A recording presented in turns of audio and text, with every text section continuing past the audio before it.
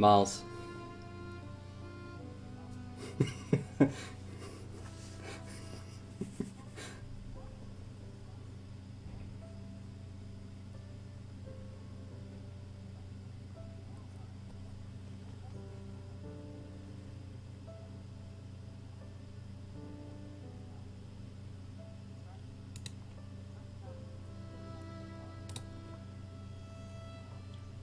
Oh, sorry.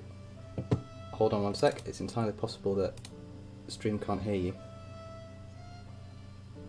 Let's fix this.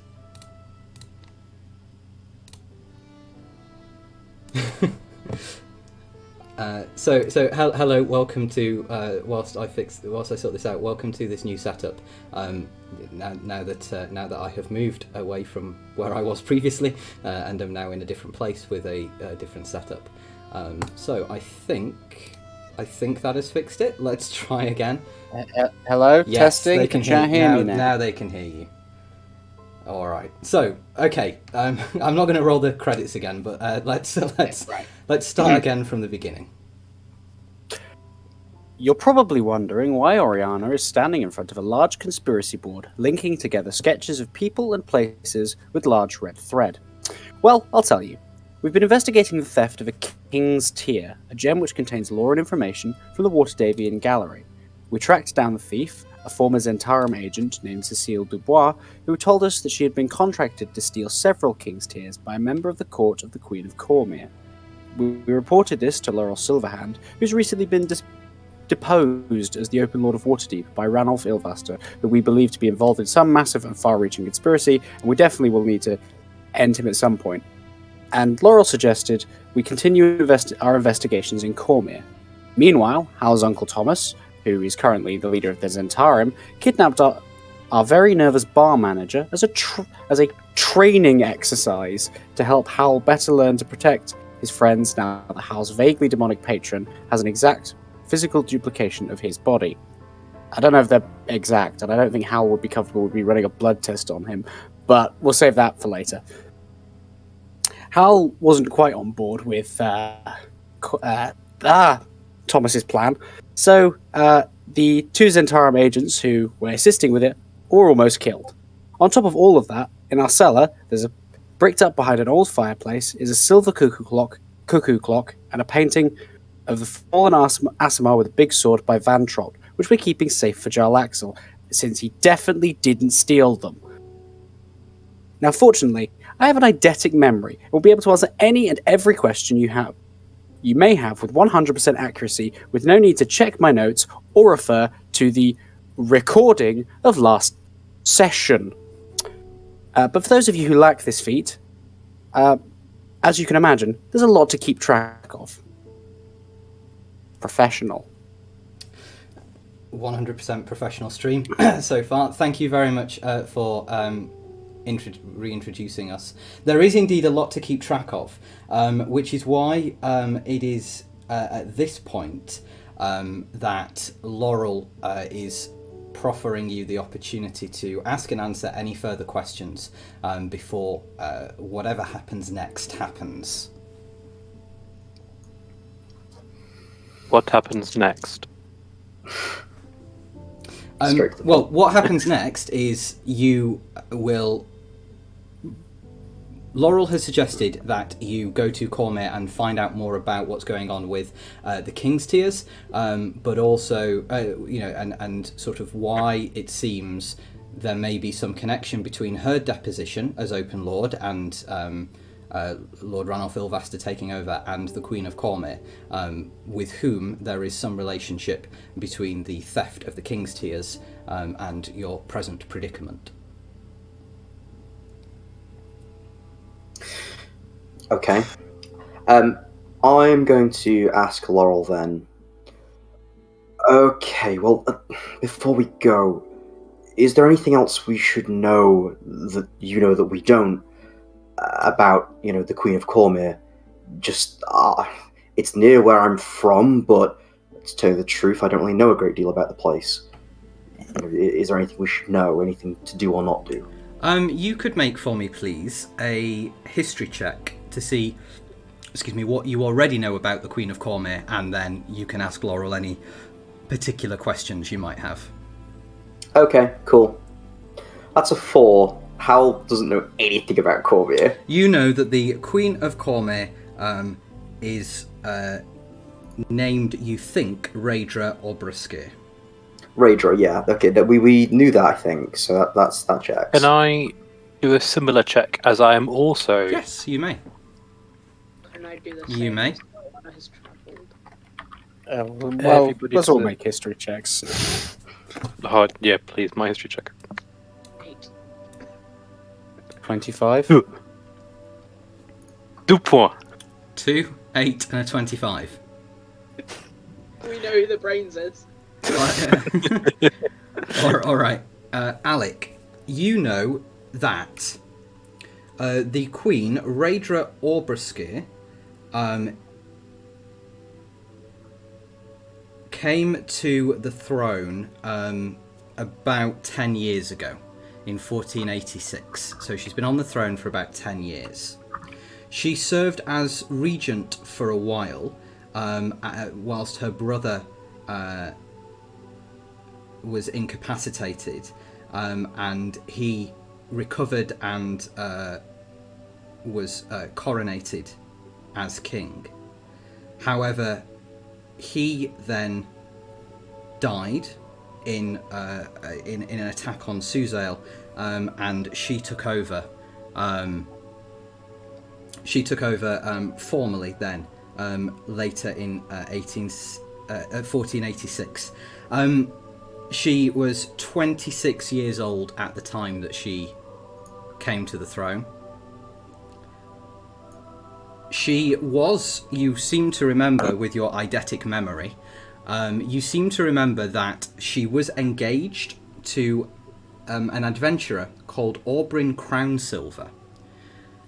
However, they never got married, and you don't know why. The last that was heard was that she'd been engaged to Orbrin a few years ago, but that after that there was no further public announcements, and you don't remember seeing anything about it.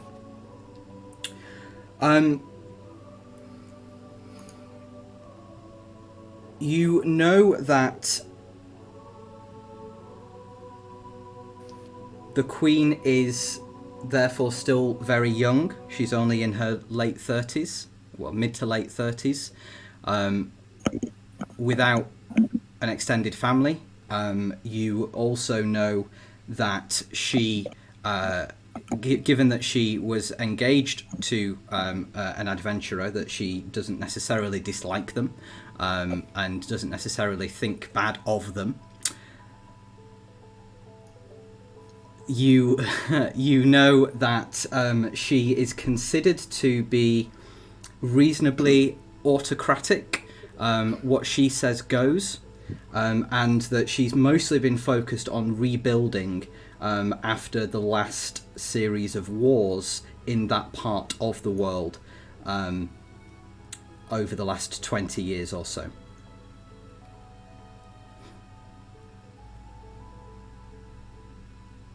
Now, this isn't at all spurred on by Connor's question in chat, but does I've got she no have idea any what you mean. kids? She does not have any children. She is not married, has no children and no extended family. So So what by you're saying is definition, no not a no MILF. heirs. There are currently no heirs to the throne at all, as her extended family from whom she inherited the throne are not alive. Well, Okay. the lack of heirs in a autocratic monarchy has never produced any problems in all of history. Oh, No. definitely not. Okay. Interesting. Has produced a couple of musicals based on that non-history, though. What? True. There is a history about of a particular king and his many wives. Oh, right, I see. It's Singular true. wife, come on. There Alright. are lots of there are lots of musicals about kings. Anyway. Like, okay, so if that's what we all kind of know innately about... No, that's what Cormyr. Alec knows innately. The rest of Oh, you yeah, know that I've got Cormyr to- has a and now- queen. And now the rest of the party knows it, because Alec told them all. Hang on, I wasn't listening because I wasn't supposed to know it. Can you tell me what the information was? Alec can. That's what Yes, Alec tells you the information. What does Alec say, Dan? Oh my god. We're not Let's not do we're that. not getting stuck in this loop. Does Laurel have anything else to sort of, say, I guess, or add? Laurel We haven't really asked any questions yet.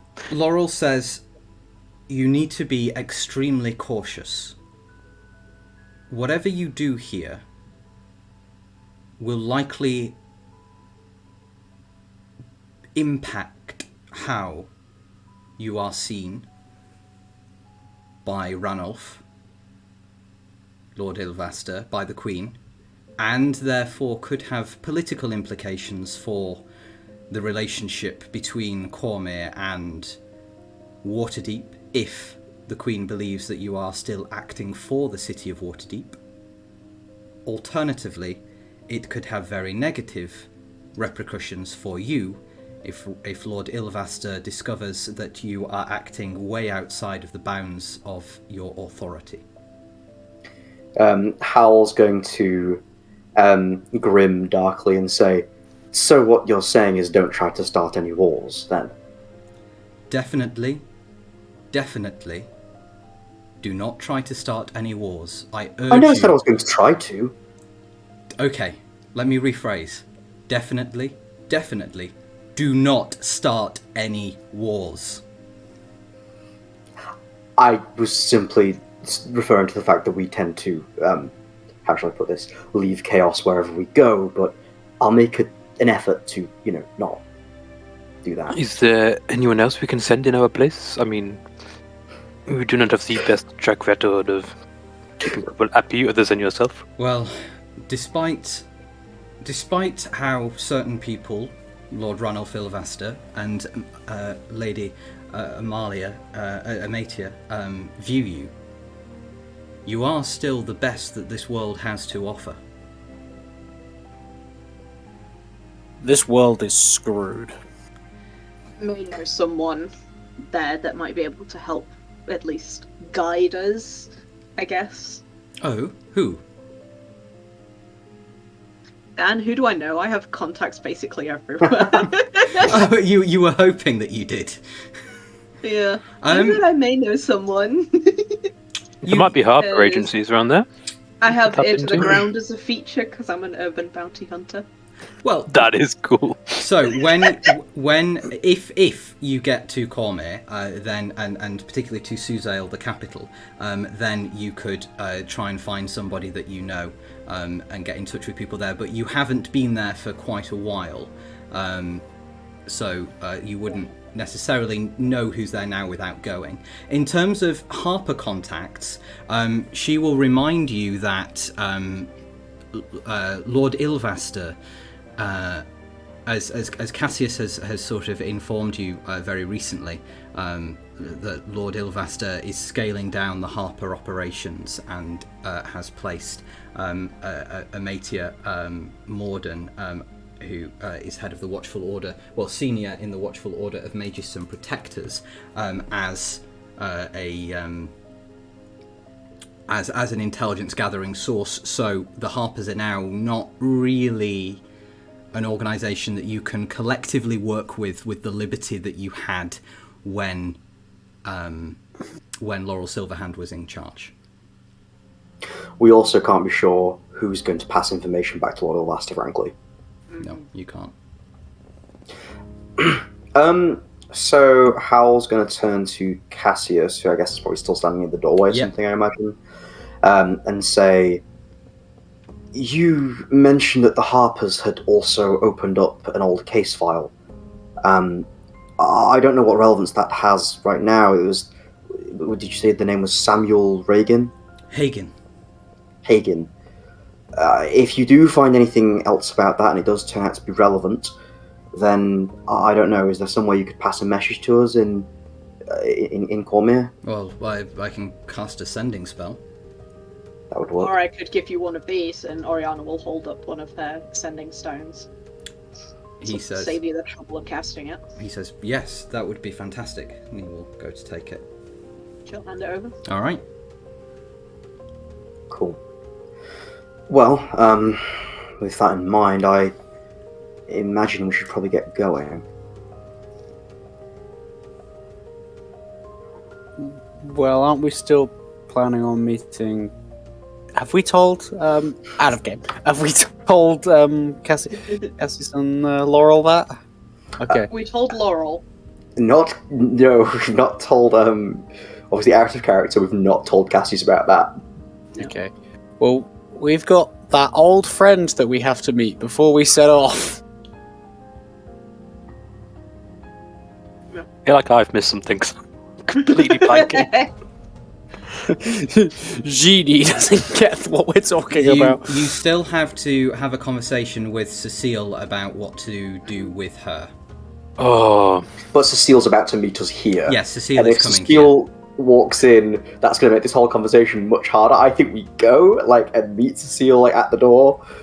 Or outside. Well, you're currently all in your war room upstairs, which is where Oriyana keeps the conspiracy board, to have this course. private conversation, so you can just end the meeting and go down to... The Bree room. The what Yes. was the briefing room. Yes, Cool. the briefing room, yes. oh, that's genius. Love Cool. that. Yeah, Hal's going to kind of begin to go towards the door, trying not to almost meet Cassius's gaze, because obviously we're kind of misleading Cassius. Hal's super uncomfortable about that. Mm-hmm. Is Cassius just stand in the door until you meet him? I don't know, I hope not. Who's taller? Oh, that's a good question. So Hal is about 5'10", so I don't know, Cassius I imagine would be... Cassius is a half-elf, if I'm not mistaken, right? Correct. So I don't know how that would affect the height there. But do you look up to Cassius, is what we're saying? Oh, half-elves are typically normal human heights, so he could theoretically be anywhere from 5 foot to 6'5". I'd always imagine Cassius being taller than Hal, How but I tall mean... is Hal? Hal's 5'10". Okay, yeah, Cassius is probably around 6 foot. Cool. Nice. Oriyana's taller. Yes, Oriana Oriana's is taller than everyone! Génie is shorter than everyone. Just gonna Yeah. quickly check the canon height of Laurel Silverhand, see if Alex, the second shortest person in the room. I think Laurel is quite tall. Probably. I imagine she's 6 foot. So, Holy. 5'11", just to be in the middle. So you can head downstairs out of your briefing room, and Cassius and Laurel will depart. And with their departure brings a little bit of privacy as you head down into the common tap room, the largest part of your cafe and restaurant. You are aware that it is a busy day. There are many people floating around. You've probably got about 10 or 12 tables currently occupied by patrones, who are eating various meals, having drinks. Both Ben and Lyra and Piddlewick are running around waiting on tables. And Ben kind of walks past you, Génie, and says... At some point, we really should think about hiring more staff, and then, carries on. I will immediately grab a piece of paper and start writing a newspaper ad. Okay, what does a newspaper ad for bar and floor staff in Génie's Lamp read? Willing to overlook a lot. No, so it Ask reads no fond of questions. It reads very similarly to a dating, a Lonely Hearts type thing, where it's male, female, or whatever thing you use. I don't write these, obviously. I'm happily married. Like long walks on the beach. But it's like no non-smoker, non-child, available all hours, good pay. Okay. But there's See- no details about the actual job. It's just that. It's just Génie's lamp, Troll Skull Alley, no smoker, no child, good pay, available all hours. I mean, I'm not a terrible business owner. It would say staff wanted. I love that you have to specify not a child, as if to be like, yeah, don't worry, we don't employ children. We don't use child labour. I was gonna say- I reckon in like if you watch films like I know the one that comes to mind is like Oliver Twist. Like they employ children there, so I'm like, I want to make sure we're not. Workplace to Oliver Twist. No, I'm saying we're not Oliver Twist. I think there's a level between normal workplace and Oliver Twist. Victorian workhouse. Like, Waterdeep isn't Victorian London. It's not full of abject poverty. In my head, it's like that era of Victorian times, like turn of the century. Technology is around, but it's quite rare. We should just start hiring Piddlewick's school friends at this point. Well, No, you could give. We don't hire children. That's what I'm saying. I was going to say We are not slave labour ship. Piddlewick school children, Nat Not Jenks slave and labour if Squiggly, you pay them. do hang about quite frequently. Scrub the That's floors. called public experience. As Génie is furiously drafting an employment advertisement, obviously seeing that Ben's asking about other people employing here, can I look around and see if Silshard's around? You What are they can, doing? yes. Silshard is behind the bar. Silshard has been progressing in his in the attempt to become more human looking, and has decided that in order to, seems to have decided that in order to fit in better, whilst working behind the bar, they're going to wear a white shirt with frilled sleeves that are kind of like cuffed, and a black bow tie. And I was so scared you were about to describe Silshard in a maid outfit, and I was like, don't do this. I'm sure there are ample photos on the internet of Connor wearing maid outfits. I have no idea what you mean. Don't do this. I'm sure. Anyway, I'm sure we can find it and put it up in the break. However, Silshard is. Or if anyone wants to draw fan art. no. Silshard is currently wearing a white dress shirt, black bow tie, and braces. Okay. I will approach the bar and, sort of lean on it and speak to Silshard and say, so we're going to be going away for hopefully not too long to Cormyr, and I'll say that in like kind of a hushed tone as to make sure no one else hears where we're going. Are you going to be, all right staying here with everyone else? You can come with us if you wanted to. You're more than capable. It's up to you. I just wanted to give you the option. He considers for a moment whilst he's pouring cocktails, and says, "It's the morning, isn't it? Well, who's having cocktails this time?" It's mimosas with breakfast.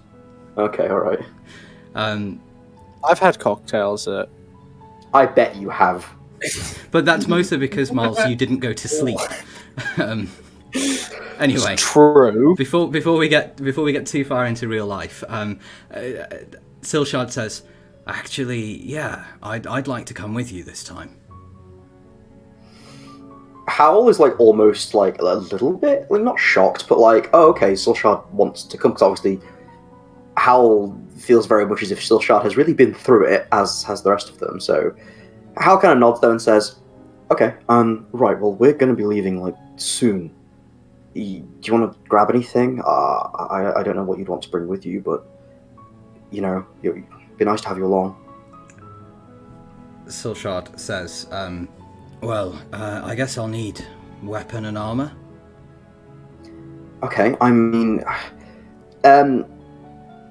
Yeah, we can do that. Hal's like kind of like watching a very fast game of tennis in his head as he tries to think about how we're going to get that for Silshard very quickly. And then Hal's going to nod at Silshard, turn around to Ben and say, "I'm really sorry, Ben, but I am going to be taking, Sylvester with us. Sorry." Ben looks at you, and you see that a single tear begins to roll down his face. Hal's going to do I'm really sorry. It is important, if that's worth anything. I really appreciate all the work you do here, Ben. Hal's going to look around and go, "We'll give you a raise, maybe." The single tear retracts back up his face as his frown turns into a smile. Don't forget how much we're already paying him. Now, this does raise a question. Do you say that in character, Alistair, as Génie? No, because I want to understand. Okay. Do we pay these guys? Are they on a contract / do they have a monthly wage regardless of how much they work, or are they paid hourly? I'm just going to remind you that last night, or maybe the night before last night, Ben was nearly kidnapped. I think we can afford to give Ben a raise just to have a bonus. Yeah. Ben is a manager, so he'd be salaried, right? Yes. This is what I want to check because it might need to go in the advert. You currently employ 2 members of staff, Ben as your general manager and Lyra as your floor manager. Both of them are salaried, and then Piddlewick you kind of just put to work. And Silshard? Piddlewick is a child, so we do slave, we do child labour. That's what you're saying. He's on an apprentice wage. I pay him 1 copper a year. Sylvester isn't an employee. He, like Silshard, he, like Piddlewick, He likes Silshard. Sylvester Silshard, like Piddlewick, just works because he lives there with you. Yeah, I mean, I always imagine with Silshard, it's kind of a case of, well, Silshard now needs to, eat and stuff, but Silshard also is, kind of attached to us. Yeah, Silshard's attached to us in a very unique way. So, I do want to point out, though, if, at an absolute maximum, we pay 50% of our employees. If we count ourselves, we pay, 2 out of 8 of them. This is an ethical dilemma that I think we should maybe leave until we're back from Cormyr. It should be pointed out, however, that Ben has recently brought to your attention, Génie, that the collective of adventurers who franchise you haven't asked for any money for a little bit of time. So Ben isn't sure whether they will continue to, a big bill will come in, or whether they've kind of forgotten about you. I feel like... I would tell him that it's okay. It's okay to spend some money we have put aside to that. If needs come to it, I will pay out of my own pocket, and I will start a payment plan with them. I'm sure they would not mind too much. I mean, I think there's a statute of limitations on how long they can wait before they have to ask for money and before it runs out. And it's all financial things. I do not quite understand. Maybe I should get a financial advisor. Can we get some floor staff before we hire an accountant? So how many more staff do you think we need? 2, 3, 4? Ben says 2 or 3, I think. Okay, that is okay. Now, we are going to be leaving for a few days. Do you want to wait for us to come back before we have a round of interviews for any potential candidates, or do you think you'll be able to handle it yourself as a manager? I can do it. Insight check. Yeah, make a wisdom insight check. For what? I believe he can do it. What did you roll? 6. Yeah, you believe that he believes he can do it. Okay. That is good to know. Would it be worth... Sorry, go on. I was going to say, I'm going to mock up a quick, simple poster to put in the window, literally just help wanted, inquire within. and stick that up on the front window. Get Lyra to help with the interviews if needs be. I was going to say. Mm-hmm. You are Yes. both the main members of the team. We want people that obviously will work well with you both, and you both know this place quite well by now, or at least I hope you would. So I'm sure together you can both find the best fits for the team.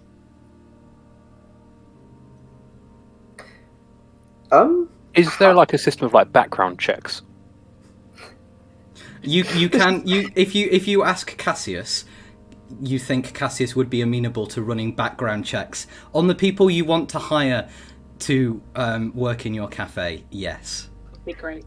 Okay, I'll let him know that if he needs to, we can run background checks on any potential candidates. The most in-depth hiring process ever done in Dungeons and Dragons. Not at any point, I don't think, has any other party gone, oh yeah, we should run background checks on NPCs that Dan hasn't made up yet, I presume. I'm giving Dan time to think of names for these NPCs that are going to be with us for a long time. I mean, I think would we're up assume- to J or something now, so... James Jameson will be the next one, surely. James John Jameson the third. J. Jonah Jameson, and you should just do a terrible impression of the Spider-Man character. Anyway. I see Dan's got a stress ball already. I mean, we had the opportunity. We could have had J. Jonah Jameson be our bar manager, and instead we hired a random. How old is Ben? He's at this point in time he would have just turned 19 like a few weeks ago. Oh, we he's so hired- young. We hired a random uni student. Did we have a birthday party? This is vitally important. Did you? Yeah, he was kidnapped. But we didn't know I it was would've Ben's been. birthday, so we clearly didn't. Speaking of things that you didn't know that sitting towards the back of the cafe is a woman in a very elegant morning dress, sat reclining, reading a newspaper, and kind of picking at the last bits of a croissant. Can I just check? Morning as in time of day, or morning as in very sad? Time of day. Cool. And every so often she like lowers the pages a little bit and glances over at you, rolls her eyes, puts the paper back up. And on one of these occasions that she does so, Howell, you catch the eyes and you recognise that Cecile is sat, having just finished breakfast. Can I, unwittingly knowing that it's her, go over in like a sort of owner sense, with like, "Good morning, are you enjoying your meal today?" She says, "Yes, I am, rather." Ah, good. And I'll walk away. Howl's gonna watch it take place and be like, Genie, okay, yeah. Howl's gonna go and just like try and like as casually as possible sit down across from who's very clearly Cecile, and just wait for the others to kind of catch on. Okay. Seeing Howl go and sit down, I'll kind of clock Cecile, follow him over. Oriyana will grab like a pot of coffee, like fresh coffee, and bring it over with a couple of glasses. I'm just saying, I'm just not drinking her own coffee. You do that. You grab a tray with a pot of coffee and some drinking vessels off the counter and take it over. As you do so and go and sit down, Ben walks over to the counter where he just laid out a customer's coffee order and starts looking around for it frantically, trying to work out what he's done with it, thinking that he's going crazy. We desperately need to give Ben a raise. And then bolts it back into the kitchen to go and do a job that he thought he'd already done. I will continue around the tables, making sure, checking everyone is okay. Yeah. Being a good owner of a meal establishment. Okay. Make a charisma Before checking on persuasion check. Ben. Before checking on Ben, wondering why he's not at the bar. Wondering where all my friends are, and then sitting down. What am I doing? Charisma persuasion. Is this how much money we lose? Do I have to? Yes. Your DM asks you to roll, do I have to? But what if I don't wanna? That is I don't think I will. Oh, hang on, wrong page. 6 plus 3, 9. Okay, your interactions go in more or less exactly the same vein as they did with Cecile. Other people expect you to ask them more questions and even begin to say things to you as you turn and walk away. But eventually you do a lap of the room and you join your friends and sit down with Cecile and your colleagues at her table. Noticing it's her, I will say, did it look like I had misidentified you? It was a good ruse, no? She said, I've seen people pretend not to know me, and I've seen people who genuinely didn't recognise me, and either you're the single most fantastic actor this side of Daggerford, or you genuinely didn't recognise me. I will lean in close and sort of like in the nonchalant way, just look around. What if I told you this wasn't my real accent? And then lean back. Wait. You guys didn't hear that. I know, but out of character. Why? I'm losing it. Sorry. She looks at you and says, don't worry, this isn't my real accent either.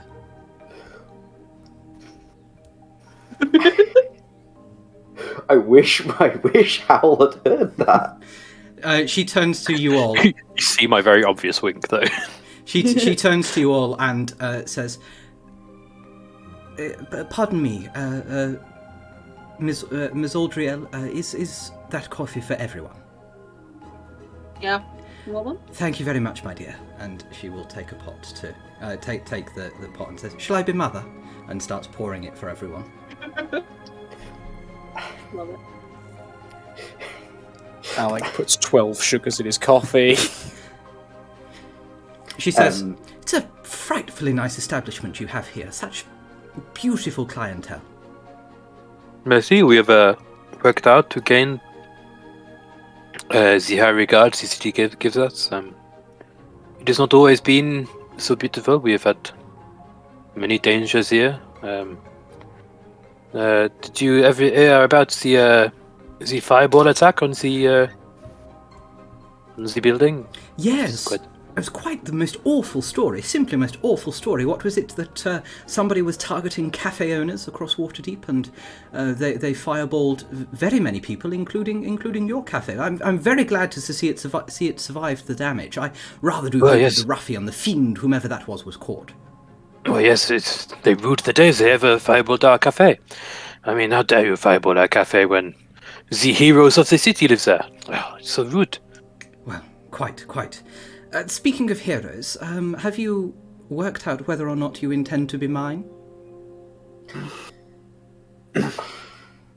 Well, Awkward silence. we were actually thinking that... Well, we were thinking perhaps we'd go with you to Cormyr. Go with me to Cormyr? Mm-hmm. Darling, I don't quite follow. Well, you go to Cormyr, but instead of going alone, we come with you. It's quite simple, really. And this prevents me from being murdered by Al-Zahim How? Well, you see, it doesn't exactly. The fact of the matter is, we haven't quite worked out how we want to handle this. Our interests are split quite a few ways, but we also don't think it'd be fair to condemn you right now. So we're refraining from judgment until we know more. I feel pretty confident in saying that if anyone did try to bring harm to you while we were going, then I don't intend to let that happen. Young man, your interests may be split, but not into as many different pieces as my body will be if your uncle catches up with me. Howell, having tried to be quite nice thus far, will let slip a little bit of his frustration towards his uncle, gripping his coffee cup mug perhaps a little bit too hard, and then putting it down rather abruptly on the table and saying, I can handle my uncle. I would ask you to have a little bit of faith in that. she says, "It's not that I don't have faith in you, my dear. I don't trust your uncle. Now, if you were to find a way to, let's say, I don't know, completely humiliate him in this process, then I would be very game." Hal, kind of laughs a little bit under his breath and says, "A couple of nights ago, I would have told you to Last night, show in fact. Okay, well, before last night, I would have perhaps told you to show a little bit more respect, but, to put it lightly, he's pissed me off more than he already was. Humiliating him wouldn't be entirely unpleasant, I suppose. I just don't want to outright betray him either just yet. But make no mistake, I don't intend on handing you over to him.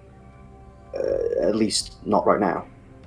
Excellent. Would you then, perhaps, my dear, also clarify whether or not you intend to hand me over to your friend Laurel Silverhand? I mean, strictly speaking, handing you over to Laurel Silverhand doesn't do that much, given that she's not actually in a position of authority anymore. Oh, of course, I forgot she lost. No, to Ranulf Ilvaster. Look, we think this whole situation and the job you're currently undertaking probably has something to do with that, and we just want to find out more. Laurel is a friend, but I don't see any reason why, yourself and us, why we can't be friends, or at least on good terms. I would just ask you to give us a little bit more time, and I promise that we'll do everything we can to keep you from harm until that point. I know asking you to put faith in us is, well, probably not something in your interests, but I think it could be. She seems to be considering this, and I would... Is there anything the other three of you would like to say in response to what Howl has been saying before I ask you to roll something as a group? No? Only in that, did we ever come to a decision on placing a gear spell on her? It was something we'd considered. That, and Alec also got, I believe, part of Cecile's hair, so that if Cecile were to do a runner, we would be able to very, very easily scry on her. Or easier. Okay. I will...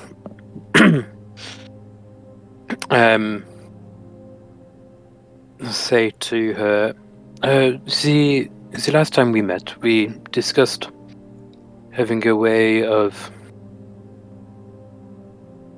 not keeping control of you, but giving us an extra way of making sure we can trust you, in the form of placing a spell on you so that you cannot harm us or try to escape from us in a particular way. Would you still be an objection to this being done? Yes. And why is that? Because I don't necessarily believe that it's in my best interests. However, I have a counter proposal for you to demonstrate that I trust you, or would be able to have some trust in you. And she reaches into her pocket and puts on the table a small bundle, like a tiny, tiny bundle of fabric, and pushes it towards Oriyana. Oriyana will take it and just kind of look at it and this is... Open it, my dear. She will carefully open it. The sadness of royalty. Inside is a small gemstone. It is a very pale blue gemstone. It seems to have a quality of light of its own. It's about the size of it's about the size of a small kind of charm that you would have on a necklace. Probably no bigger than the tip of your finger. But it is irresistibly beautiful. And you can see that there is something dancing amidst the lights inside it. That when it sparkles and it moves in a particular way that indicates to you that something is trapped within it, something is contained within it. And she says, "This is a king's tear."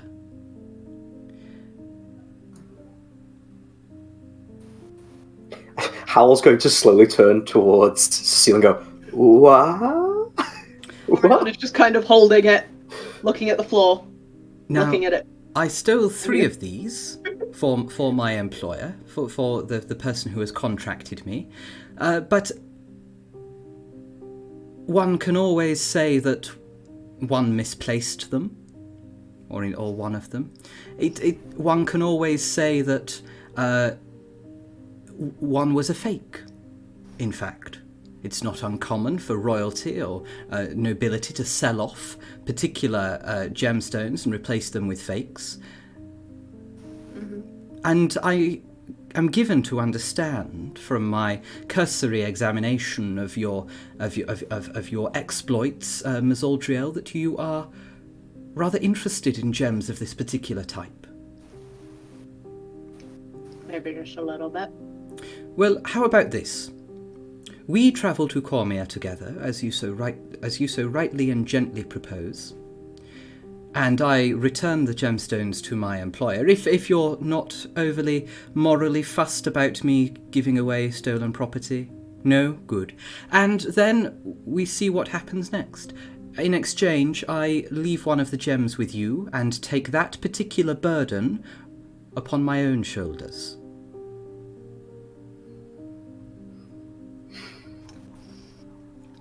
I'm sold. That sounds good to me. I do like free shiny rocks. The gang nods pensively, looking at the shiny rock. Literally, this lady has turned up, handed us a shiny rock, and we've all gone, "You've got a deal. Hello, you've got a deal." Yes, rock. All right.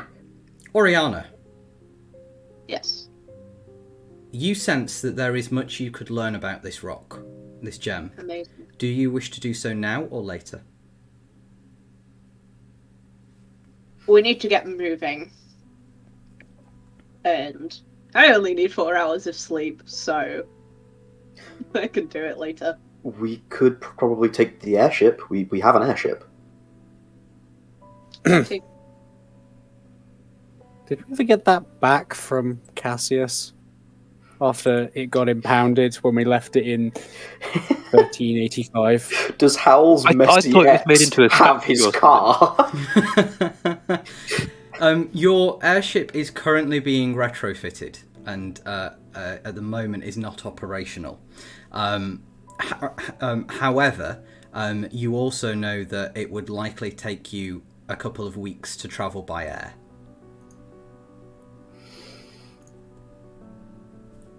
How long to travel by land? Well, it would be faster to travel by air than it would be to travel by land. However, you can either explore travelling faster, i.e. by virtue of teleportation, or you can travel slower by conventional travel. It'd be hella expensive to teleport. Or we could go to Hal's house and travel from there. I think we mentioned that last time. We did, I think. Hal's gonna like blink, eyes wide, being like, "Oh, right, yeah. That's an option, absolutely. Though, obviously, that is quite close to where my uncle lives. We probably couldn't stay long. And also, if we did go there, and I don't know, my uncle's having dinner with my mother, and we bring Cecile to my house, that could be messy, and I would rather not have to fight my way out of my own home." Well, I could come in disguise, darling. How about as your girlfriend? I need a moment to think about how Hal will respond to that. Dan, how old is Cecile? Cecile, if you were to try and guess her age, you would put her in her late 30s. Rihanna is cackling at this. Okay. Howl is very visibly flustered, goes bright red, and kind of like, again, turns back to Cecile again.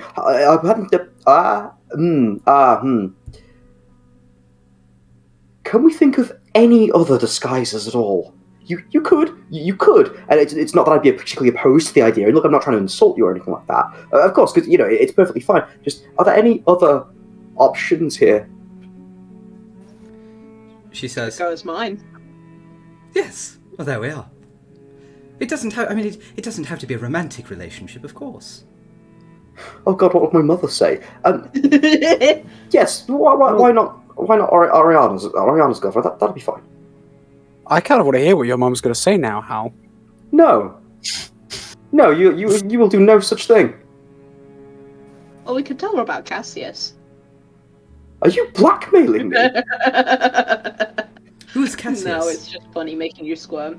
Hal turns back to Cecile. Is now like, Oh, Cassius Aethar, the Harper agent. Yes. No, I know all about him. No, you know all about Cassius. Well, yes, he was one of the people on that convoy.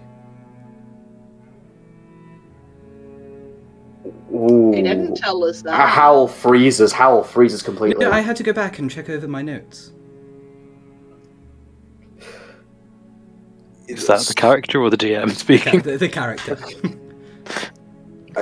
Hang on, wait. The sort of like humor in Hal's voice disappears, and he says, "The convoy that my uncle ordered you to kill everyone in. Cassius was part of that." Cassius was one of 6 individuals travelling in the convoy.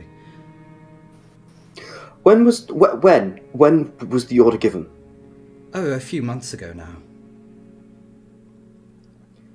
Just to get this correct out of character, Dan. Yeah. A few months ago. Whilst Would that be? Yes. So the implication here is that whilst Howl was dead, Howl's Uncle Thomas tried to have Cassius killed. If that's what you want to read into this, that's That's you what can it read sounds into like. Okay. There were 6 people in the convoy. Who was the other people in the convoy? She says, "I don't necessarily have all of the names, but I did recognise him. The other was a very, very shady-looking individual. Very shady-looking individual indeed, whose name I didn't get, but who I later discovered is a wanted terrorist." Lovely. Who wants him for being a terrorist? Well, I rather think that might have been who your uncle wanted me to kill. A gang leader who has been responsible for several attacks on various cities across the Sword Coast. Rather unprofitable for the Zentarim, I'm sure. They're usually contracted to do these sorts of things themselves. But responsible certainly for a great number of deaths. You do not know their name at all? Oh, we don't. It seems that this is one of those individuals who only surfaces every so often throughout the year, and then disappears again completely. It may very well have been that this was your uncle's only attempt at taking them out. Okay. Can I make an insight check? Howl is just desperately looking for any hint of this is a lie. Okay. Did you figure out that they were a wanted terrorist if you didn't know their name? Well, I have a very good memory for faces, and I recognised the face. I would recognise it if I saw it again. You do not believe that she is lying. Okay. Howl is going... Sorry, go on. Can I do an inside check to see if she is hiding the name deliberately? Sure. Can I do a history check to see if I recognise the description of the this person that she's giving? Sure. And I also. I got a 7. Okay. A 7 on your check, Génie. No, you don't believe that she's hiding the name. Cool. 24 on the history check. Oriyana? That's a 6. Okay, so Oriyana, not so much. Alec, Yes, you are aware that that throughout the last few decades there have been sustained attacks. Ultimately dating back many years. Dating back kind of, sort of upwards of 50 years, there have been attacks on small communities that have been perpetrated by a gang of mercenaries. You have in the back of your mind something that Génie once told you, but it definitely tracks with incidents of things in the Sword Coast and the nearby environs of an individual being responsible for the destruction of small communities. How far are you saying if the Sword Coast expands? Well, the Sword Coast plus environs, so you're talking about like from the Sword Coast probably out to the Sea of Fallen Stars, down to near enough Calamshan and up to Luskan. Looks at map. Interesting, Daniel. Génie. I had suspicions, but never mind. I'll ask you later. Actually, carry on. It's very mysterious, Alec. Mysterious man. Absolutely. Hal is going to, very as calmly as possible, take a deep sip from his coffee, put it back down, and as matter-of-factly as he can, say to Cecile, I don't think you are lying, but if you are, and you used Cassius's name to manipulate me into helping you, you will not walk away from that. I would quite simply never do such a thing. Yeah, you'd better hope not. But what you said being the case, I think I'm a hell of a lot more willing to help you right now.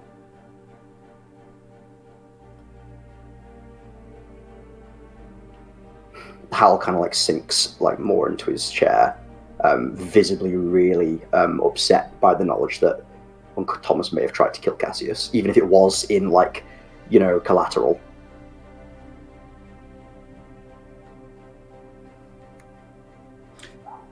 She sits for a moment in this silence that has now descended on all of you and takes a sip of her coffee and says, well, isn't this a frightfully jolly morning? Would you like any more croissants or, pain de chocolat? Brie, we have plenty of brie at the moment. Would you? Hal kind of like pinches his brows, like, please take some brie, please. Well, that would be absolutely delightful. Some brie, yes, please. I will make my way over to the bar. Okay. Lyra. And on my way, I'll go up to the brie room and add a couple more lines onto the board. So, as you get up and go, Lyra walks past you and says very quickly, "We're out of brie." As she makes her way around the tables. How? We sell. Our entire menu is brie. How We're a have we sold that cheese-themed food? restaurant now. Our party must just smell of cheese at all times, which is a horrifying thing to consider. I smell of cheese. I do carry some. You carry a bag of infinite garlic bread. What? No, it's a bag of infinite baguettes. I just also carry garlic. Génie's arrival is heralded by the smell of bread. You smell him before you see him. Garlic. Yeah, we shouldn't mention that too loud, although that might be roll disadvantage on things. I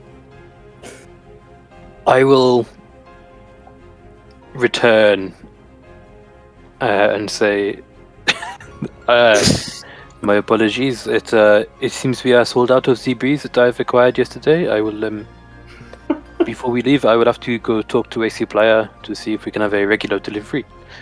Please excuse me. Okay, and you can go off and do that. Are there any? Yeah, I'll go talk to Ben and we'll sort it out. Are there any further preparations any of you would like to make before you make your way somehow, someday to Cormer? Sorry, go on. I was going to say, while we've still got Cecile here, I'd like to ask, The person who contracted you to steal these king's tears, did Yes. they ask you to steal all of them and then deliver them to them in order? Or did they ask you to steal one, when you delivered that, they asked you to steal another? No, they simply gave me a list and I made my way up north. Understandable. I was going to wait until I'd stolen the 6 remaining tears before returning, but I think 2 in this instance, will do well. 6 remaining. I thought there were 6 total. Oh, sorry. Yes, you're quite right. I'm quite wrong. There are 6 known King's Tears, and she has now stolen all 3 of them. All 3 of the ones that aren't in the hands. That she's stolen. Yes. Before we all set off, Oriyana will sort of just retreat to her room, and to test the sending stones, she will send Cassius a quick message. Do you want me to type it to you, or do you want me to speak it? Could you speak it, Oh, please? Are you texting Howl's X? Are you texting Howl's X? X is a strong word because that implies that you ever had a relationship to begin with. It's complicated. Ooh, sick burn. It is complicated. Our Facebook status is complicated currently. Well, yours is it's complicated. His is single. Oh my god! Brutal. Alex Tinder app at the time anchors, but it only displays to Cassius. It only displays Howl's profile. I will make this relationship happen. She will message. I will explain later, but please stall the investigation into Sam. Okay. You've got another 13 words if you want to use them. Nah, short and sweet. That's how we describe Genie. Can't have shit in Waterdeep. Sorry, I'm thinking about the fact that Cassius's fantasy Facebook status is single. Can't have shit in Waterdeep. So, you need to do any final preparations before travelling to Cormer? Yes, if Silshard is coming with us, we need to A, be like, hey, we're going, and also B, Silshard needs weapons and armor. What does Silshard want, Dan? So, Silshard, for the benefit of those of you joining us from home, God help you, is, for all intents and purposes, a reborn fighter. Reborn being the particular lineage, and is a psionic knight fighter. So uses where are we? So uses at the moment no weapons because there are no weapons in his inventory. There we are. So he would quite like if you can acquire this. I am going shopping currently. Some plate armor. Shopping list: plate armor and brie. Hang on. I might need someone to come with me. I am a small person carrying a full person's plate armor. I'm sure Howell and Silshard will go with you, if we're shopping for Silshard. But yeah, plate armor. Alec on his own doing And- app development. We did discuss at one point, but it may have been before we started this particular endeavour of ours, that Silshard uses Gleipnir Silshard as a can... rapier. Yeah, I mean, because of obviously the nature of Gleipnir being Howl's packed weapon that Howl pulls from his, essentially his heart. Because of, I always imagine that Howl and Silshard's, hearts are functionally the same heart, but, almost as cloned. Because remember, Silshard, for obviously people who aren't aware, Silshard currently inhabits Howl's old body. Howl died a while back and came back, but came back with a new body. So Silshard inhabits a sort of more beaten up, emaciated version of Howl's body that Silshard is then changing to suit themselves more over time. So it looks still very much like it could be, a relative of Howl's or such, but more and more becoming, their own thing. But yeah, by that logic, because it's the heart that links to Gleipnir, I don't see why Silshard can't also wield Gleipnir. Okay, so Silshard has access I to don't know Gleipnir. I imagine it would just be 2 Gleipnirs at that point. I don't know if you want to do a thing where only one of us can use it at once. However, I don't know if you'd allow this, but it would be so cool if in alternating rounds of combat where, Howl and Silshard are both fighting, when it's Silshard's round, Howl makes Gleipnir disappear, and when it's Howl's round, Howl then pulls back, they're passing it between each other, like Captain America and Bucky style in Civil War. That's quite cool. Yeah, I like that. It'd be entirely flavour, but I think it'd look really cool. I think that's great. All right, so he will have access to Gleipnir, and you do know that you have a spare ring of protection and a spare cloak of protection. Okay, so obviously I'll give the spare stuff just to Silshard, that's no problem at all. Whilst we are shopping, how much is it going to cost to get a set of plate armour then for Silshard? So, there is currently... I have rolled for this because I thought it would be interesting too. There is an offer on, and you can. There's a sale. well, it's not a sale; it's an offer. So, a suit of plate armor would ordinarily cost you in this 150 gold pieces. For 250 gold pieces, you can have it You can buy a full set and have it enchanted to +1. A thing that would ordinarily cost you an additional 1,000. I believe plate armor is actually 1,500 gold pieces, not 100. There's a sale on, Miles. It's a deal. Well, yeah. In Waterdeep, Don't make it more expensive, Miles. In Waterdeep, plate armor is not that expensive. The plate armor costs 1,500. Enchanted plate armor costs 250. Yes. It's the buying ink for your printer costs more than buying a new printer that comes with ink situation. Okay, so in that case then, I would like Howl and Silshard and Génie, if Génie there as well, to have a shopping montage in which I will buy Silshard the best plate armor that we can get. Or it'll be like here's the money, pick out your favorite armor. Okay. I imagine Silshard would come back with the most over-the-top looking full suit of plate armor possible. He comes back with bright orange plate armor. Oh, don't say orange. Oh no. Kind of similar to Miles and my T-shirt, like. Like this prison, this like kind of prison orange. orange. Wait, Alec. Oh dear, Howl's gonna Howl will sort of go. Okay. Did Silshard join the Power Rangers? Silshard says, "What? This is quite a nice shade of yellow, isn't it?" Silshard, that's orange. That's fine. Yeah, well, I mean, it's the same colour as the fruit. That's not. Yeah. Oh, Howl's just gonna give Silshard a hug. He's gonna bring Silshard into a hug. Silshard, what? Okay. Yeah. Howl will help Silshard buy this bright orange plate armor. Yeah. How much will that cost? I'll take it off my couch sheet. So for the +1, 250 gold. Easy. That's pocket change for a rich boy like Howl. Done.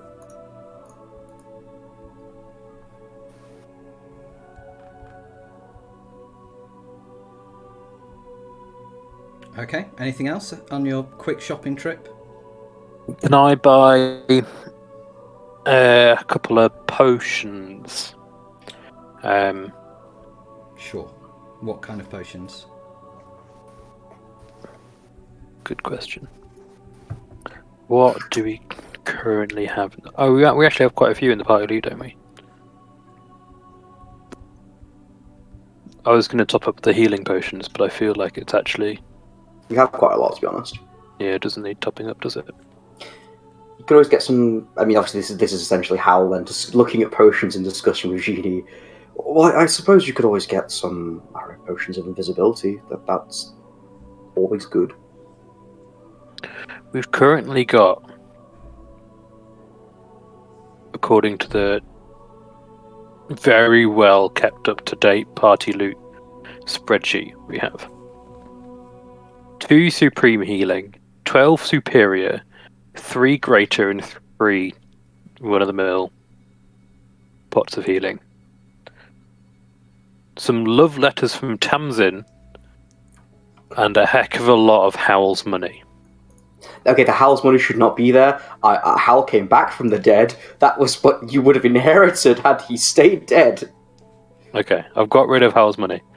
What, like just deleted it? Like you threw it out of the window, kind of like. I've removed Howl's money from the party loop. We gave it back to him. We'll go to a potions emporium, and we'll buy. Ariana has a bunch of potions and can brew them. Potion seller. Potion seller. I'm going into battle. I have a law. I require Okay. your strongest potions. Okay, you walk into the local potion brewer, Potions 11. Oh, awful, Dan. Awful. Jail. Nice. Love it. What would you like to buy?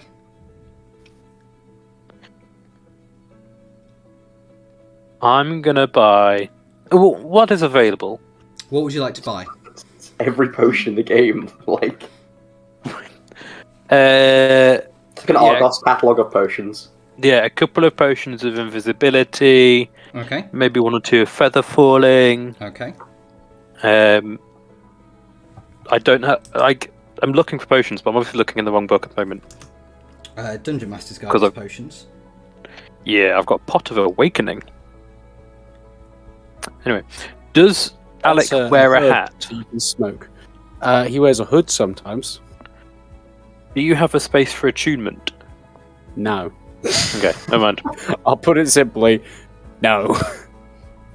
I just found something that I thought might be fun for you to have. But never I'm mind. imagining this conversation is like Génie's in the potion shop using a sending stone to call Alec. He's like, I'm in the potion shop, what do you want? And Alec's like, leave me alone, I have everything I need. Well, the time anchors function as communicators, right? You They can do. like a The time anchors themselves function as sending stones.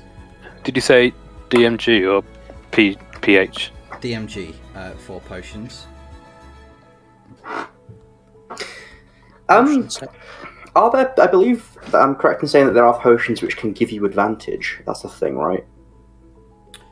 There may very well be, but I don't know what they're called, so I defer to those of you who are better at this game than me. That is only one of us. Can't Potion of think of heroism? any. I think I that think rings a just bell. gives you the effect. Oh, my DMG's really far away from me. I think that just gives you the effect of the spell heroism, right? Possibly. You said you wanted to buy potions of invisibility. Potions of For 1 hour of playing, you gain 10 temporary hit points that last for 1 hour. And you're also under the effect of the Bless spell. which gives you advantage on the next saving throw you make. No, Bless is 1d4 Oh, on save throws so, and so it is. You're quite right. stuff. So invisibility potions are illegal in Waterdeep by new order of the Watchful Order of Magists and Protectors. That's fine. I obviously do not know about these new rules. It must be quite a new thing. It is fine. Do you have any? The potion guy shows you the notice, and it says that it came into force like 2 days ago by order of Commander Ametia Morden of the Watchful Order of Magists and Protectors. Do you have any that you are unable to get rid of because you cannot just throw those things away? It'd be a waste of money. The Watchful Order confiscated them all. The Watchful Order took them. Do you have anything that lets you see invisible things? Like a pair of glasses, perhaps, or a monocle? Not in a potion shop. Okay. Do you have a potion of invulnerable... These languages are so hard sometimes. Potion of invulnerability. Yes, we do have one of those. I could let it go for 4,000 gold pieces. I will do 2,000. 4,000. Don't forget, I am potentially doing a bulk buy here. Well, what else are you buying? So far, you've asked for something illegal and my most expensive potion. Let's be gentle. I did not know it was illegal. It's not like I'm in there every day. Did you have any potions of poison? Do you mean poison? He says, no. If those are legal. He says, now, sir, if you want that sort of thing, I rather suggest you go to Kalimshan. Oof. Howl's going to just kind of like see The this. potion of speed? You can't just ask to buy speed at the local potion place. He Genie. says, Potion of giant strength or growth? Potion of growth. Potions of growth we do have. I would take 2 of those. 1 and 3 halflings. 270 gold pieces each. It's not uncommon to need potions of growth, especially as you get older. I will just check how much money I have, because it's pretty good. Inventory. Yeah, we're fine. Yeah, cool. So what was that? That was 2 pots of growth. Yep, so that would Was be it? 540 gold pieces. No. Okay. Yes, 540 gold. Can someone add this to the thing while I'm looking at the things? I have just found out that in the source book, Wild Beyond the Witchlight, they added potions of advantage, which just gives you advantage if you drink it, on a single d20 roll for 1 hour. Oh, cool. Ooh. How much would that cost? Is it just on one d20 roll, the next d20 roll you make within an hour? Gives you advantage on a single d20 roll for 1 hour. So it's like you take it, and then on one of those rolls in the next hour, you have advantage.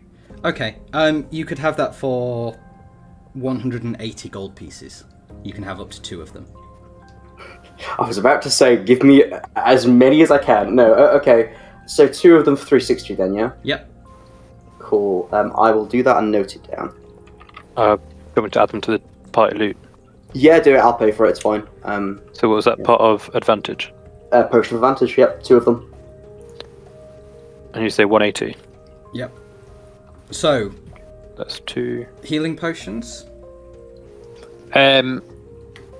Don't Oh, say that have you I'm got not any- nice to them by reminding them that they came here to buy healing potions. Yeah. I think we're good. We're fine. Well, I am also the healer of the party. We don't need healing potions if we just never take damage. Yeah. You know, Yeah, we simply will not get in any combat. we'll simply How- not take damage. How long does it We will take to simply make win. a supreme healing potion? To make a supreme healing potion, quite a while. So, If Oriyana How- did nothing else, 20 days. does he have 2 more for sale? Supreme healing And- potions. So there is 1 supreme healing potion for sale here, and this would cost you 1,350 gold pieces. Yeah. I Cool. have 1 greater and 6 superior. I feel like they're probably already included in the party loot. No, these Otherwise- ones I got with my own. Oh, so we have 18 superior. I think Cool. we're good on healing potions, really. Like, I think we're good Yeah. on healing. Now, where were we on the giant strength? oh my god.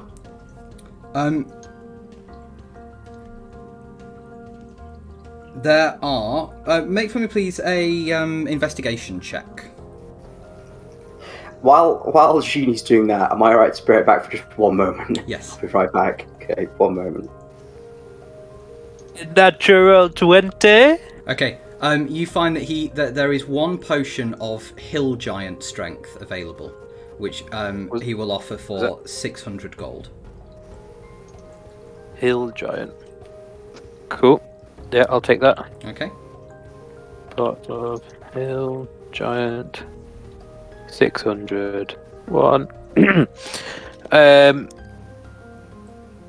Potion of flying. He has 2 potions of flying.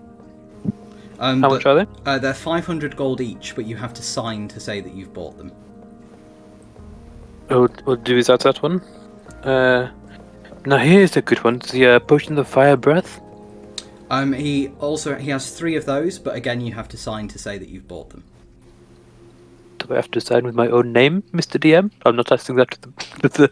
You could try. You've never been in here before, so you could pretend to sign someone else's name.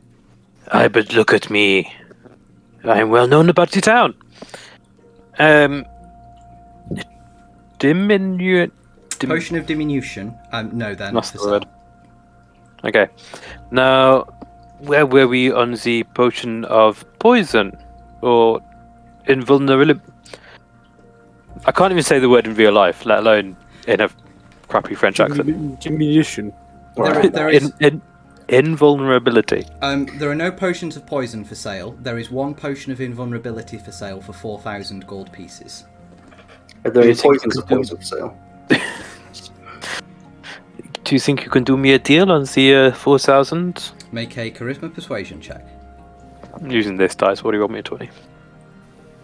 Yeah, it's a 17 plus 3, I think. Persuasion. Yep. That is a hot 20. No. Oh. You, my friend, have just lost out on 4,000 gold coins. Now, how about a potion of speed?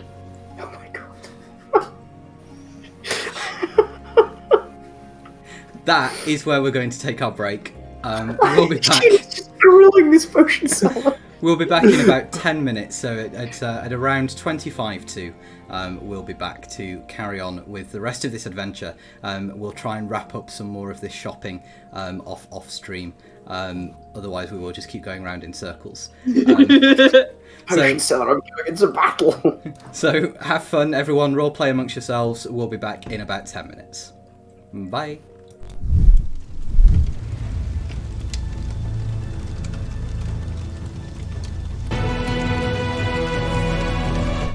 That's this +2. And we're back. So we've had a brief chat about shopping trips, a brief chat about potions and upgrades. So let's resume with you returning to the lamp, reconvening at Génie's lamp. Oh, we forgot to buy brie. Hang on, I'll be back. Oh my god. As Génie wanders off again to go and buy some brie from your local cheese shop, the Cheese Hamlet.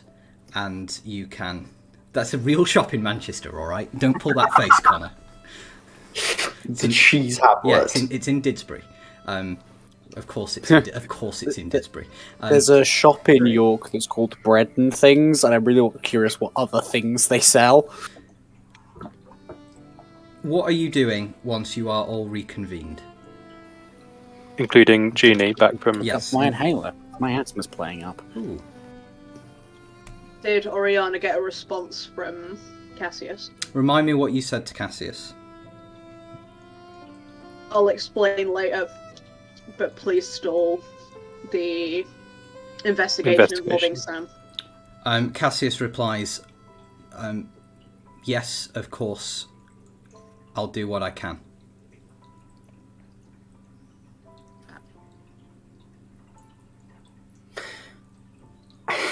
Okay. He does say, as well to you though, so he says, yes, of course, I'll do what I can. The case has been copied to Harper Intelligence in Suzale.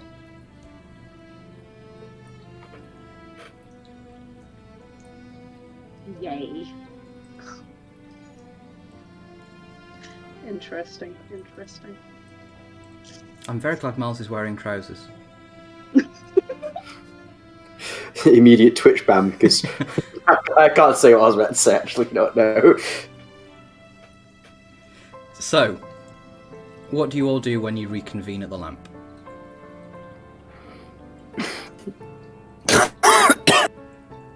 Alec apparently dies. Alec doesn't need to breathe, he's fine. Me, on the other hand.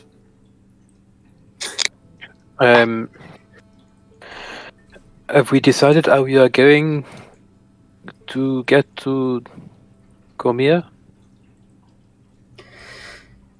Well, as I said earlier, I am okay with us going to my family home first. It might be worth sending a message or something to my mother in advance, though, just so that we know if Uncle Thomas feels like making an appearance. Well, If we could do that.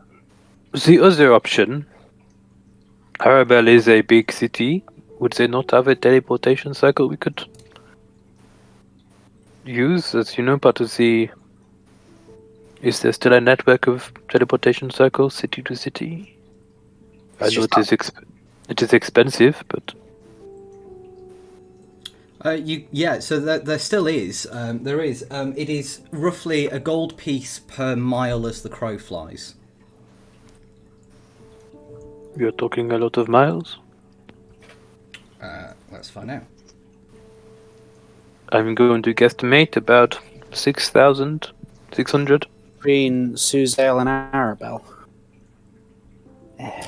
Between Waterdeep and... Well, Waterdeep and Suzail, if there is a direct connection, there would be a direct connection between Waterdeep and, and Suzail. Is it Suzail the capital? Yes. Sorry, I missed it. I was thinking that was Arabelle. So let's have a look at distance from Waterdeep to Suzail. You would be looking at Like 1,000 miles. Yeah, you'd be looking at 1,050 gold pieces. To be fair, we can afford that. Yeah. Although, if we go to Hal's house, which is near Asher Benford, then it's like 200 miles. So you could teleport directly to Suzail.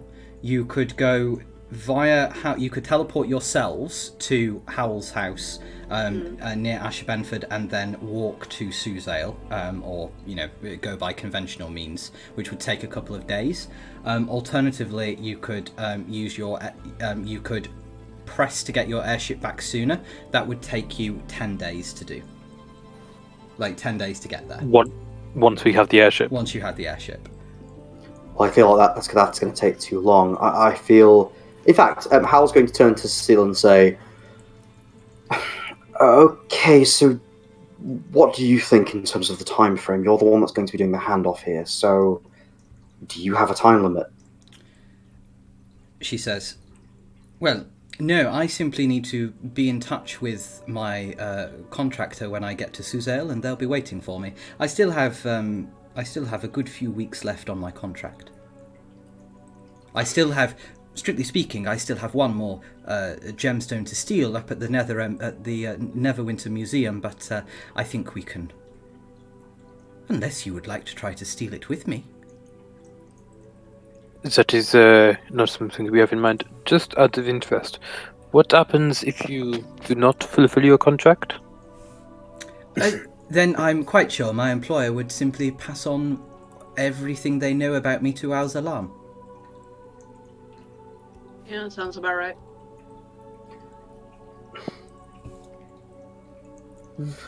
It seems like the choice then is between spending a little bit more money and teleporting to Arabelle, or spending less money, or to Suzail directly, spending less money and going to Asher Benford, or to my house, and then to Suzail. I don't mind either, though it is worth saying that if things were to go poorly in Suzail for one reason or another, if we were to have already gone back to my family home first, and my mother was aware of us being around that area, it would make it easier to go back there without disturbing anyone if we needed somewhere to hide, or to escape quickly to. Mm-hmm. I mean, in terms of escaping quickly, I can go basically anywhere in the world instantly. Hang on a minute. Last time we tried that, it went wrong. Yeah. You could Yes, try it did. But on such a large scale, I feel like there's a good chance one of us will end up in like the Battle of Bones or something. It's fine. We'll all end up in the same wrong place. I don't like that very much. I mean, okay, hang on. Oh no, it's What does it need to work? It needs for you to have known the area, right? I mean, I could have a description of the area. That's just got a 25% chance of working. Great. I don't fancy those chances. No, me neither. I think perhaps we could... Have you been there before? I've been, not to Suzale, but I think I've been to, We've all been to Arabelle before. yeah, Arabelle. Well, we could go to Arabelle and walk from there then. If we're willing to pay that, then we could do that. Well, he could teleport you to Arabelle, that's the thing. With like 100% success? Yes, well, you've been there before, so with the best chance you could possibly have, short of a permanent circle. Which is what percentage? I would really like a number. Well, A high one. it depends. Would you consider I have seen it casually, or I am very familiar? You've been there before, so very familiar. Okay. Because you can, like, just the general area. Like, I mean, you were held captive there for a little while, so I think very True. familiar is all right. Well, he's very familiar with the room he was locked in. Whether he's very familiar with the rest of the area. Well, no, I that's did where you would be going. I did spend 6 hours sending unseen servants into a door to trigger glyphs of warding. Wait a minute. Yeah. By saying that's where we'd be going exactly. Dan, are you saying that for the benefit of people who are home, are you saying that we will be teleporting into the prison cell that Alec was kept in Arabelle by the people who tried to destroy the world? Yes, and had Howell's mother kidnapped and held captive in the other room. Yeah. But who we have vanquished, have we not? However, Alec wouldn't be telling you that. Alec's just saying I can get us to Arabelle. Did we not vanquish them? Yes, that was the entire plot of Crisis, about which you can read more on our website, www.TheAglarion.com, and have a look through the Aglarioverse information on there. It's got a 75% chance of working perfectly. And what is it if it doesn't work perfectly? How bad does it get? How bad does it get? Not that. Like, you take a bit of force damage, and then you. That's a horrifying sentence. Multiple mishaps can occur, dealing damage each time. But Alec doesn't say that bit. Yeah, we could take a bit of damage, and then end up in the wrong place. We could take a bit of damage and end up in a fine, normal place. We could end up in a very similar area, but the chances of us taking damage are about 5%. The chances of us ending up in a similar area are about 8%, and the chances of us going slightly wrong are about 10%. You know what? Given that Alec is the person who would have to do this, I'm willing to let Alec decide whether or not Alec feels up to teleporting us all to Arabelle or not. There are 6 of you. Checks how many people. I can teleport myself and up to 8 willing creatures. For these purposes, King doesn't count as a as a willing creature for that sense. King just comes with you. Yeah. He is a held object. Who's king? Kings might displace a beast kitten. He's a very good boy and the king of demons. Isn't that the one that I ride? Or is that No, something that's else? the Mastiff. Have you been riding Oriana's cat around the place? King is a kitten currently, so no.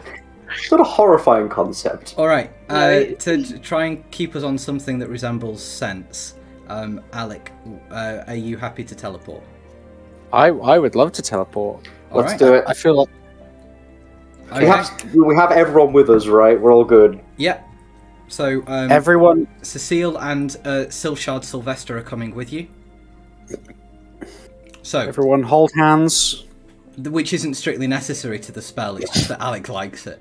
Sorry, who knows what's necessary to the spell? They don't know this. Oh, exactly. Keep your hands and feet inside the teleportation at all times. If I leave you in Fae, I am not responsible. The Alec Victus Corporation is not responsible for any lost limbs that may occur during. And mid-sentence, I teleport us all. Okay, the world twists and turns in violent shades of purple.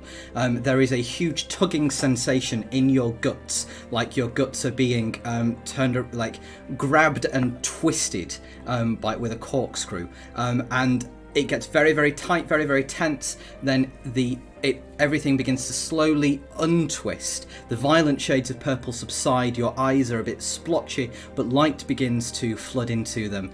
Roll for me, please, Mr. Victus, a D100. Okay, high numbers are good. 89. Which I think is a success. Yes, on target. All right. You all If arrive. I said high numbers are bad, it wouldn't be. You arrive in. So as the world rights itself again, 6 of you plus Cat are in a nondescript stone bricked room that is just there are no windows. It is just 4 lots of stone brick, 4 walls that are just made of stone bricks with several continual flame cantrips kind of dancing near the ceiling. There is a door that stands half open that leads into, from what you can see from where you are, a corridor. There is blood on the floor, and two chairs placed opposite each other. How fresh is the blood? It does not look fresh. It looks very dry. Okay. Weirdly an enough, alarming this place. is nicer than I remember it being. So none of you know where you are, either, by the way, because Alec didn't tell you exactly where in Arabelle you would be teleporting. Right. If I remember the way, this is a castle that was owned by consensus, inhabited. I don't know, I did ask the details, and then I sort of start walking towards the door. Okay. And then we go, and would I remember the directions out? Yes, you would. You have an eidetic memory. Oh, well, technically, it's more than 30 days ago, so... This is owned by... Every 30 days, you just write everything down and read it again. Oh, yeah. Also, like, a normal person would probably be able to remember that. Yes, so... exactly. That's the thing. It's not just that you automatically forget everything after 30 days, but... That'd be amusing, though. So you make your way, you lead your friends and new colleagues down a corridor, and Howl, out of the corner of your eye, another door catches your attention, which seems to have had several spells, well, I say several, many spells kind of cast into its surface, dealing kind of quite descript patterns of damage across the door, and that door hangs slightly open as well onto a room. The rest of the doors on this corridor are closed and are firmly closed. Hal kind of like turns as the party are walking down this corridor towards this door, and says pensively to Alec, "You said this place was owned by the consensus before, right?" Yeah, well, I mean, I don't know if they owned it or if they just stole it. Although I suppose that would make it theirs anyway, so... Yes, it was owned by consensus. Right. Hal kind of like is very visibly uncomfortable and anxious, and for a moment looks at his watch thing that Alec has given us all, and kind of thinks about opening the meditation app for a moment, and then realizes, well, no, I'm in the middle of something.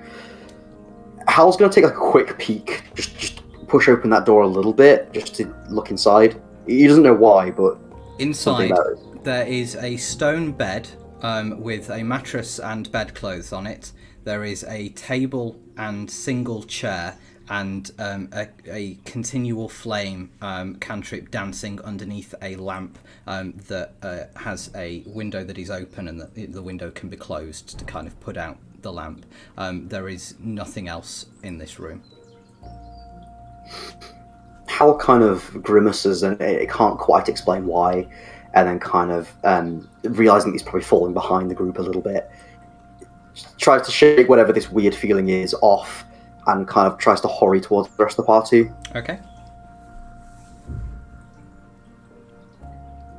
And then if we turn down this corridor, we'll see the door to the outside. You do indeed see a door to the outside. Flawless navigating. Well done. This is quite impressive. This is where you were held for quite a while, were you not? Actually, it was about 3 hours. Well, for me, it was like 8 hours, but I wasn't really imprisoned for most of that. I don't even think they locked the cell door. They didn't. You recall No. that their goals were beyond your understanding. Yes. Well, now that we're out of the rather grim place where the people who tried to end the world previously were apparently holding you, let's leave. I don't like this place much. Which way do we go? And Hal kind of gestures towards the fact that we are now in the middle of Arabelle. I should have described, by the way, that Sylvester... for those at home who may be confused as to why we're using two names, Silshard is the name of the demon entity that is Howl's patron. Sylvester is his cover name for the physical human boy that is stood in front of the party. Sylvester is the name that is used to refer to them in public. Sylvester is wearing the bright orange plate armor and has Gleipnir. Has a rapier sheath that is empty, hanging at his side, and Gleipnir would be in that, except that it is sort of this, this packed weapon that will appear out of the sheath, when Sylvester needs to call on it. Aside from that, Sylvester is kind of, has the same face as Howl, so for all intents and purposes, they do look like twins. Well, I mean, Silshard has since dyed a portion of the front of their hair. There's like a green chunk in it that's kind of haphazardly done. Howl's going to turn to Silshard and looking them up and down with the orange armor and that little green bit in their hair. Howl's going to kind of like, half mockingly, but kind of like, in like a friendly way, he'd be like,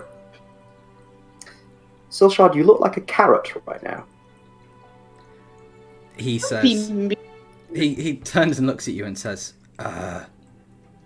thanks. Anyway, yeah. Let's leave this place. Cecile please. is wearing head-to-toe black leather armor and has her long black kind of hair that goes down to the middle of her back is quite straight and slightly curled at the base, but it's not tied back in any way. It's just sort of like hanging down to between her shoulder blades and the middle of her back. My brother says good night, everybody, by the way. Good night, Miles' brother. Good night. They will say good night, Jack. Though they're my friends, not your friends. You can't have them. Okay, wow. Mean brother. First, I have to say, Dan, you're doing a terrible job of not making Cecile sound kind of hot. Just putting that out there. But the head distract anyway. That's not my intention is not to make her sound attractive or unattractive. I'm describing to you that she is wearing black leather armor. Say no more. I can't say what I'm thinking right now. Don't want to get spammed on Twitch. Does Cecile know the way? I assume Cecile does know the way. Cecile looks around her and says, I have never been here before in my life. Where are we? Brilliant. We're in Arabelle. I knew that. which is, if I'm not mistaken, a day or so journey on foot from Suzel. Yeah, She probably about that much. She opens a patch on her armour, pulls out a compass, looks at the compass, and says, "Well, if we're in Arabelle, then we need to go this way." And she closes the compass, puts it back, and just starts walking. This is off by about 0.4 degrees. Says who? Me. I always know which way north is. It's a skill that I taught myself. Comes in very useful. But you can turn and begin to walk in the direction of Suzel. Cool. Do we just walk in a straight line as the crow flies, or do we follow roads? Road signs. Once you are away from this little fort and back onto the road proper, you can follow the road as it takes you to Suzel. You will have to camp overnight somewhere along the route if you so wish, or you could hire some sort of cart. What would you prefer to do? Hiring a cart can't be expensive, right? No, it costs you a couple of gold. Easy. Let's do that. Let's do that. Okay, for 2 gold pieces, you can hire a cart. I will pay for the cart. Okay. So that's 2 gold. Who is pulling the cart? I suppose I will. Génie. Hang on a minute. Are you saying that Génie, we don't have a horse? Is that what you're saying? That Génie is at the front of a cart, and we are just sitting there and making, Génie can't like pull the weight of all of us? Can I roll a strength check Like to a see if rickshaw. I physically can pull it? Yes, you may make a strength Like, athletics check. because I'm going to be doing it as a joke.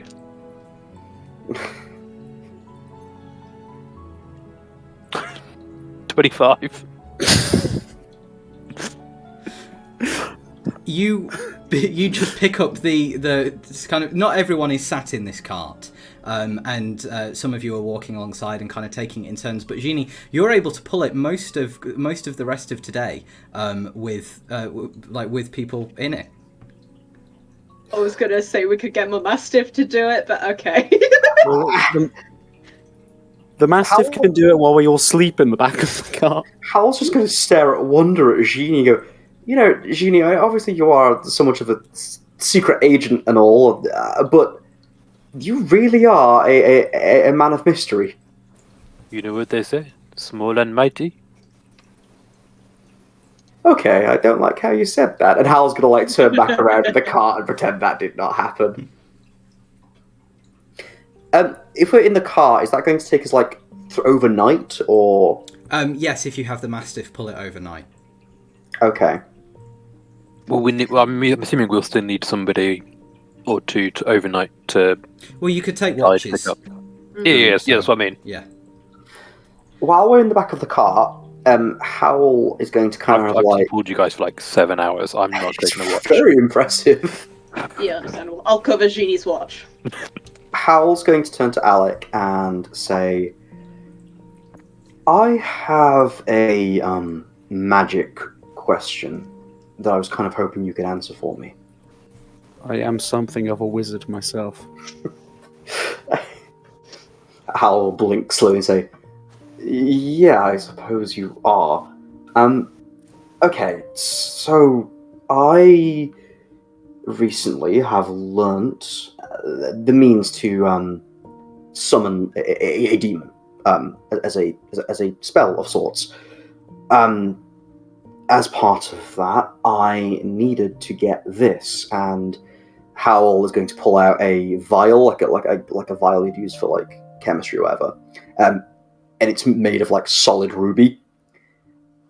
I needed this, and part of it requires me to have it filled with humanoid blood. Obviously, I don't tend to summon things as part of my, repertoire, but I figured it's something to have in mind should we ever need extra help. I was kind of wondering, if I were to try and summon a demon using the blood of a humanoid demon, and Hal will kind of look towards Silshard. do you think that perhaps that would allow us to, I don't know, summon that demon in particular? I haven't asked Soulshard about this yet, but I think they have a lot of power that could be used if we ever found ourselves in a tight spot. I was wondering if this could maybe summon a more demonic form of them, should desperate times call for desperate measures. It's just a theory, but I was hoping to get your opinion on it. Well, what sort of check would you like me to make, Dan? Intelligence Arcana. Yeah, let's go. Actually, it's towards the end of the day. I still have important rolls left over. I want to use the natural 20 I rolled to total Ooh. 35. That's spicy. Ooh. Okay, you know everything. Thank you. But what does Alec know? You know everything. Alec believes that if Howl were to go through with his plan, one of two things could happen. A demonic entity would be summoned, which is what Howl is after achieving, and that spell would work in the way that that spell is supposed to work. However, Alec, with a natural 20, at the height of your knowledge, you believe it's entirely possible that could rebind Silshard to the level of abyssal linkage and personal dominion that is associated in the bond between Warlock and Patron. That kind of any distance that Silshard has managed to get thus far from being a demonic entity imprisoned and trapped somewhere in limbo, that now is and still whilst able to grant a measure of power to Howl, retain a measure of autonomy. Continual use of that spell would likely reduce that autonomy. Like hitting a big reset button. Not quite. It would be a gradual diminishment. Okay, I'll explain that to Howl. It could also be okay. used if Silshard was ever lost in any way to bring Silshard back. Okay, Howl will kind of like bob his head at that information and look over at Silshard. Like, Howl's not made any attempt to hide this from Silshard. This is like, Howl very much wants Silshard to be aware that this is a possible thing.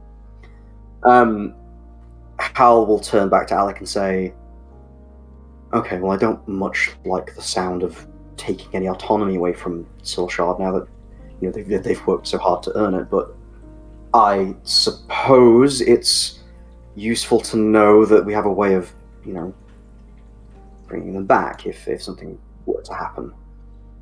But I certainly don't think I'll be using that just to get the upper hand in combat then. Thanks. No. I would have been very upset should I have done that without asking. I'm glad the thing you asked me wasn't, can I use your blood? Because I don't know if I count as humanoid for the purposes of that spell. Really? Well, my creature type is a bit up in the air, because What's thanks a creature type, Alec? thanks to some changes Wizards of the Coast made in the from Unearthed Arcana to the actual release of Van Richten's Guide to Ravenloft, it changed how multi-type creatures work, so there is now no precedent for them. This is like science magic babble that is just going completely over Hal's head right now, and Hal is like, uh-huh. Alex just saying words. Cool. Yeah, okay. Right, well, I think for the purpose of having access to that spell, then I'll at least I'll probably use my own blood then. Unless anybody else wants to volunteer. Does anyone want to give me their blood? Anyone? If you want to owe me. Alec, you would be aware that kind of that level of... So, whilst the level would be more potent if it's used with Silshard's blood by virtue of the fact that Silshard is a demonic entity, if Howl uses either his own or other people's blood for this, routinely, similar detrimental effects could happen. Can I just, out of character, so you're saying this to, this is what Alec knows. Yeah. Out of character, by saying that, Dan, are you implying that if Hal did this over and over again with someone's blood, they would in theory become like some kind of demon thing? Yes. Okay, obviously Hal does not know, but that is really cool to know. Alec informs Howl of that information. Do you? Well, you could put... Tell you what. Howl, make for me, please, a perception check. Okay. Mid-rant about... That's the thing. Alec is going to give you that information halfway through ranting about monster types and sub-races. So what did you roll? I rolled a 4, Dan. I don't think Hal picked up on that. So, Alec, as far as you're aware, Howl is understanding every word you are saying and is therefore now aware of your warning not to routinely use people's blood for this spell. Howl, you didn't take it in whatsoever. After Alec's continual rant, Howl's gonna just pause for a moment and say, maybe we should catch fish for breakfast or something. I'm sure there's a stream around here somewhere, Probably. I haven't eaten food cooked on a fire in... God, how long has it been since we went on the road? A few hours at this point. But no, I meant how long has it been since our group last went somewhere? We just teleport everywhere these days. Mm-hmm. True. Well, anyway, thanks for the help. Obviously, at least we gave our staff warning we were leaving this time. Yeah. Hal will very clearly just go zooming from that conversation to, I wonder what we're eating in the morning. Completely unaware of that bit of information. But Hal will then at some point after this fill the vial at least with some of his own blood. Okay.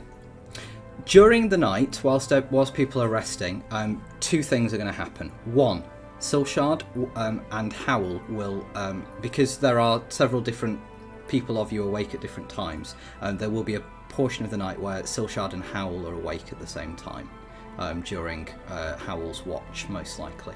And Silshard kind of sidles over to you, crawls over to you, Howl, on the back of this cart, and sits. How horrifying! And sits next to you, clunking in his heavy plate armor.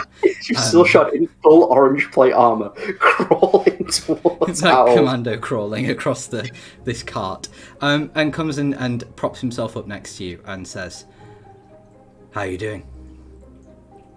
Well, I mean, Howl's going to look around before answering to see who else is awake. And is there anyone else awake at this point? Nobody else is awake. Oriyana, at this point, will be the 4 hours that you are in reverie.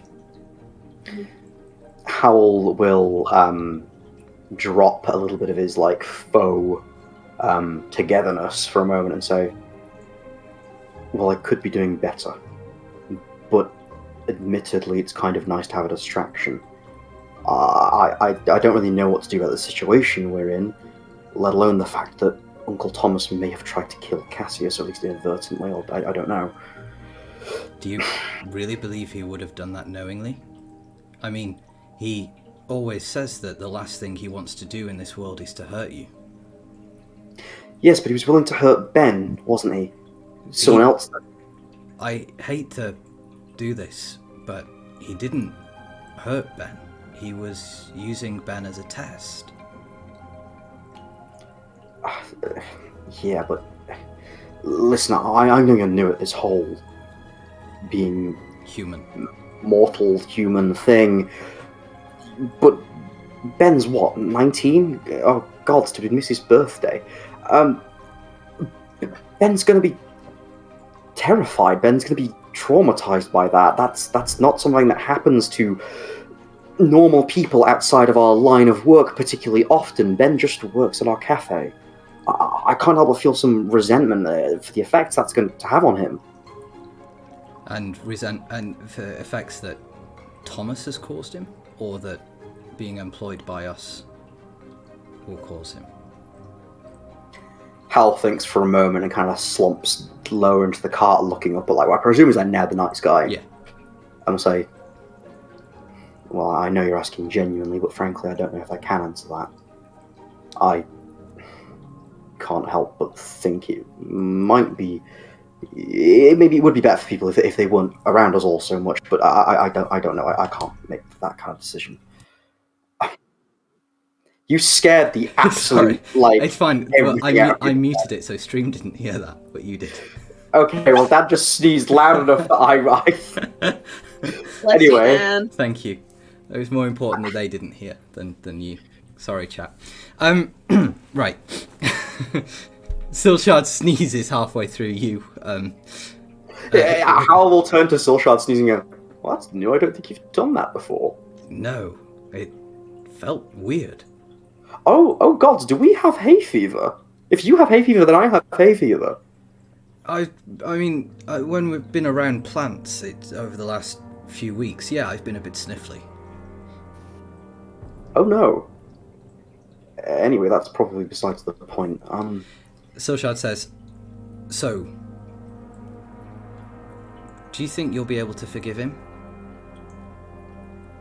Well, Thomas, I don't know. My instincts tell me to be angry at him and to I don't know, do something about it. I feel responsible for the damage he's done to Ben and presumably to other people in the name of, I don't know, people he cares about. If this is how Uncle Thomas shows his affection, then gods know how many other people he's hurt. But okay, look, you've been with me for as long as a very, very long time now, to put it simply. You know how my father was and the damage he did, and my mother seems to be completely, well, she's been nothing but good to me, but I don't know if I can discount another member of my family. I'm worried that I'm being too optimistic with Uncle Thomas, and that if I keep being that kind of optimistic with him, then eventually he's going to get the opportunity to hurt other people that I care about, and Hal will kind of gesture towards the other people asleep in the car. Silshard lets that hang in the air for a moment, and then he says, for the four of you, you've been talking about enemies a lot more than you used to.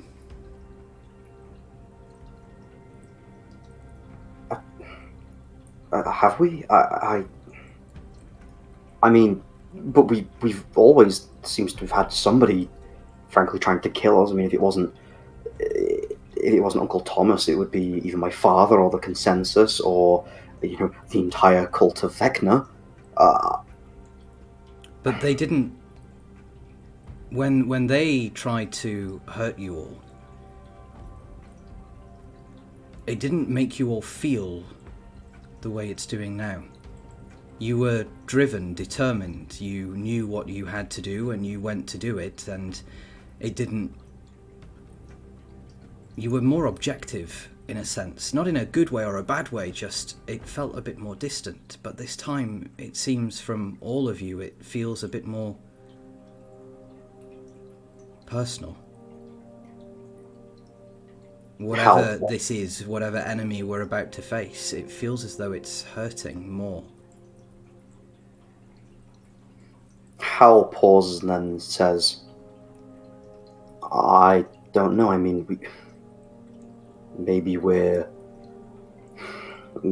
everything we've gone through so far has made us paranoid, and maybe we're looking for enemies where, I don't know, maybe Lord... Sorry, go on. No, you're about to say what he was going to. Oh, okay, I was going to say, I don't know, maybe Lord Ilvaster is just that. Politician, diplomat, whatever. We're acting because we care about Laurel and we care about Waterdeep. I don't know, maybe... I don't know, maybe everything we've gone through has just made us paranoid.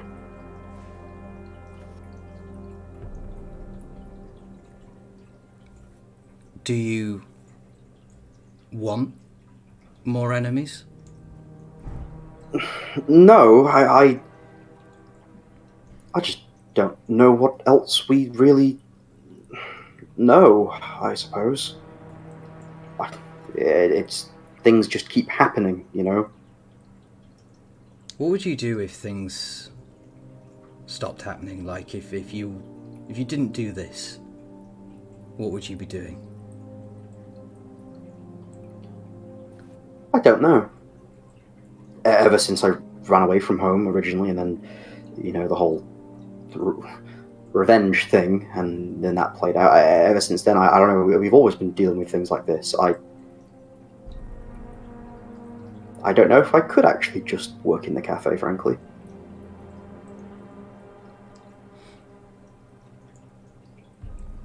Silshard doesn't have anything else to say that is particularly worth me role-playing asking you, so he is happy to just kind of have a bit of a brief conversation. Is there anything else you want to say to him? Not massively, but Hal will just say, I think maybe there's some truth to what you're saying. I must admit, I'd had thoughts in the last 24 hours at least of, well, I don't know, would it be worth me or just, I don't know, going and dealing with Uncle Thomas or something like that? But maybe the more you say this, the more I think maybe responding like that is all we really know at this point. You've gotten very insightful since you became mortal. He says, it's something that you mortals are good at, being friends with each other. Howl will smile a little, and without looking at Silshard and still kind of looking up towards the night sky, Howl will say, I'm very thankful that you and I became friends. You're much more fun now that you're not just my patron.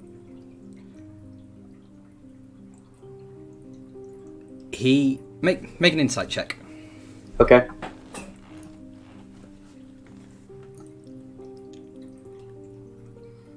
$14. A note of sadness crosses his face. Oh, Jesus, okay. That obviously I presume within such a Howl notices. Yeah. Howl will kind of look confused and worried as if he said something wrong and say, are you all right? You looked a little, I don't know, sad just then. The more that I'm mortal, the longer that I'm mortal that I learn and grow and change, the more I realise that I miss the absolute certainty that I had when I was your patron in the way that I was. That absolute certainty that I was never going to lose you.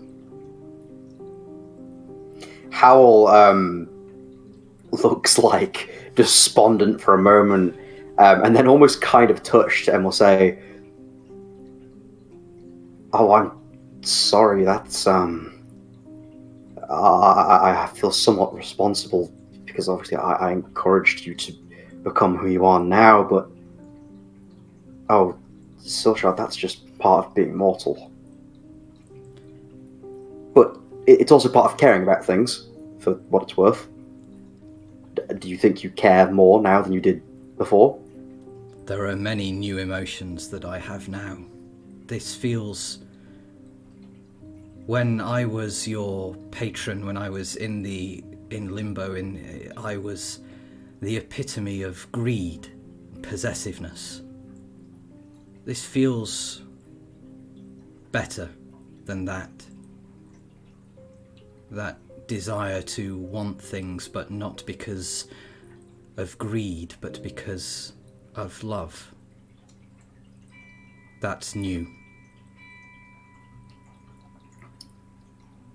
Howl will think again for a moment and say, well, I think maybe you're more familiar with that than you perhaps know.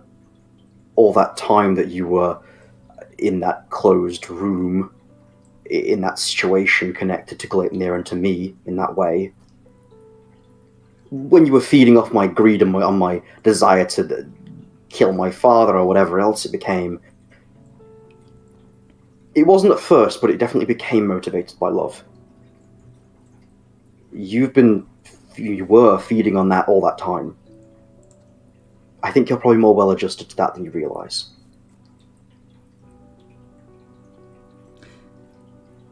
Okay.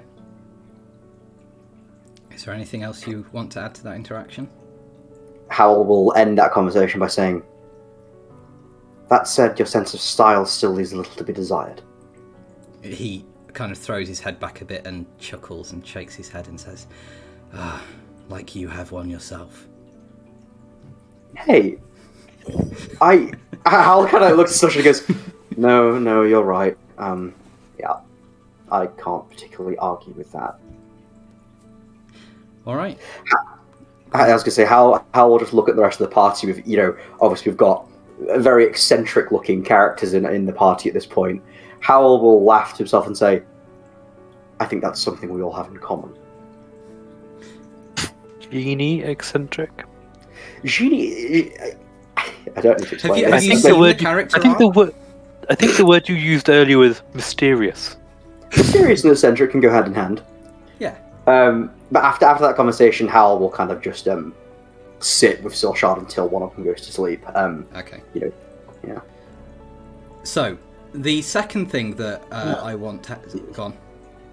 I was going to say, if you were going to move straight on to the next day, I have a thing I wanted to say to Génie, but that's okay. fine. No, that will carry on. So the second thing that I want to happen during this is when Oriyana is alone on her watch. Big Pog, let's go. I'm going to nip to the toilet very quickly. Keep playing without me. We shall, thank you. Alone on a watch, eh? What? All you hear is snoring. You hear the gentle snoring coming from all around you. Génie snores in French, and you recall that you have in your pocket the King's Tear. Oh, I forgot about that. Do not eat the King's Tear. To see what I can learn from it. Okay. The night is dark. The moon is out.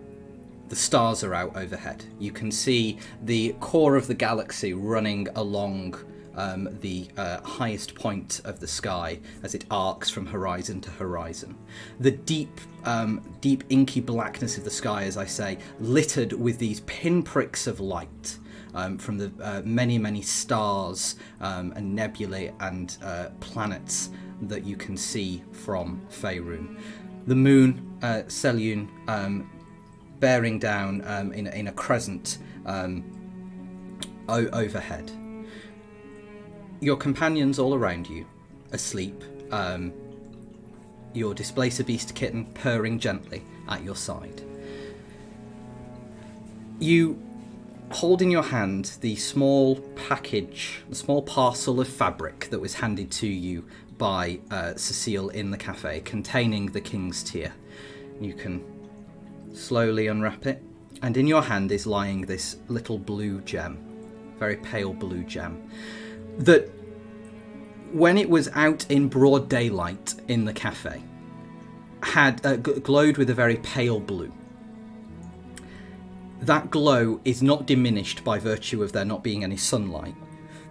It emits the same kind of light as it did in broad daylight, still with smaller lights inside it dancing and sparkling around, moving in and out of the kind of the center of the interior, moving in such a way that indicates to you that there is something in it, something is kept within it. You sense, holding it in your hand now, that it is not dissimilar to the trinkets that you contain souls in when you, as part of your phantom, is it Phantom Rogue? Yeah. A part of your Phantom Rogue ability capture souls to hold in objects. It is a very similar but not identical kind of magic.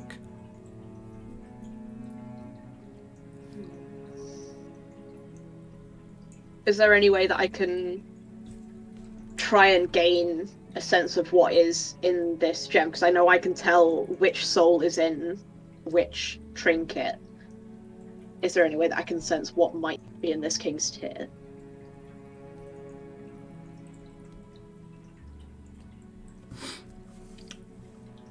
You can make a wisdom insight check.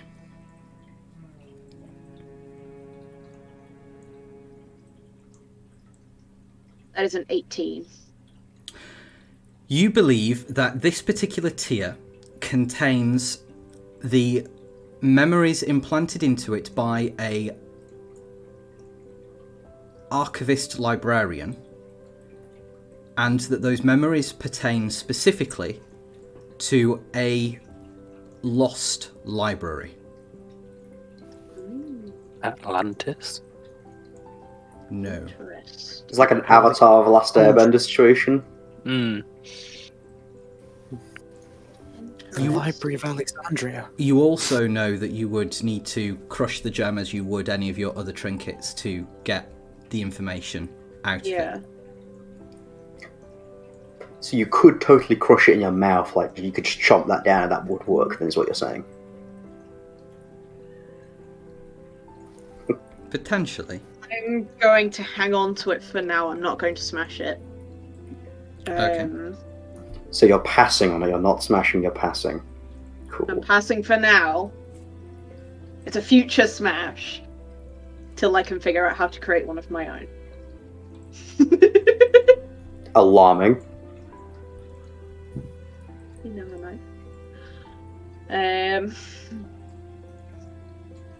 Would I be able to attempt to create one with one of my own memories?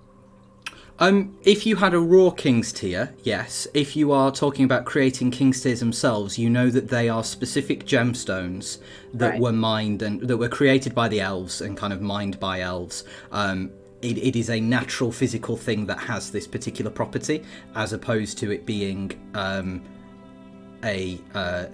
object you can create. It's not a magic item; it's a natural item that elves use. Yeah. Cool. I will wrap it back. Like, just make sure it's nice and tight. And I will attach it to King's collar so that it's kept safe. Okay. Because if I go down, King can get the fuck out of there. It keeps it safe.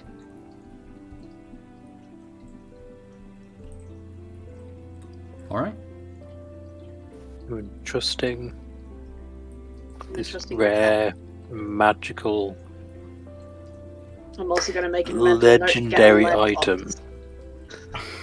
Is that not a plot point in Men in Black 2? Sorry, I have to say it. Is that not a plot point in Men in Black 2? They put some... Oh, the first The one. galaxy They is put a on Orion as galaxy. well. Anyway. It's the gem on a king's crown.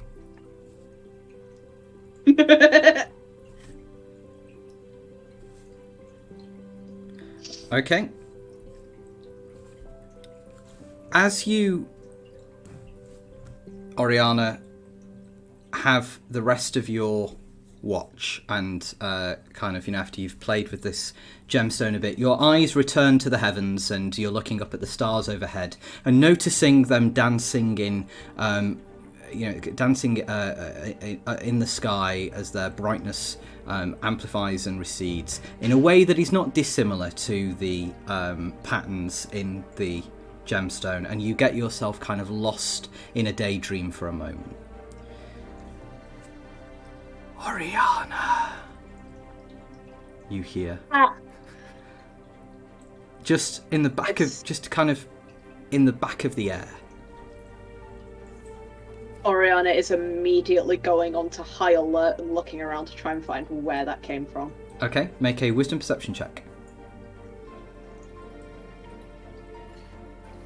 It was not threatening, it was quite gentle.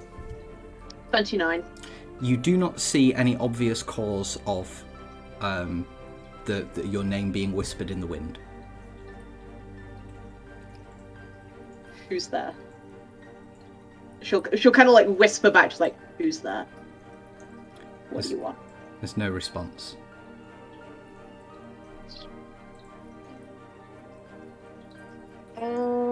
Don't like that.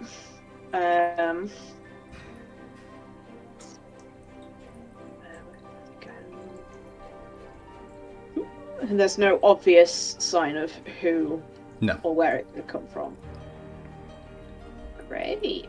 Lovely. Was it, like, in my head or external? Because Make a frame of reference being Rary's telepathic bond. Make a wisdom check. Just flat wisdom? Yeah. A little bit. But, no, that's a 4. One or the other. Okay. Lovely.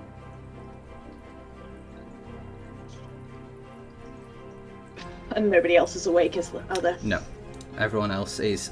So now the sound returns, as you refocus your ears, the sound returns of everybody snoring and Génie snoring in French. Does it look like the Mastiff has reacted to that voice? The Mastiff did not stop, has not moved its head in any way, it's carried on. But it is also magical.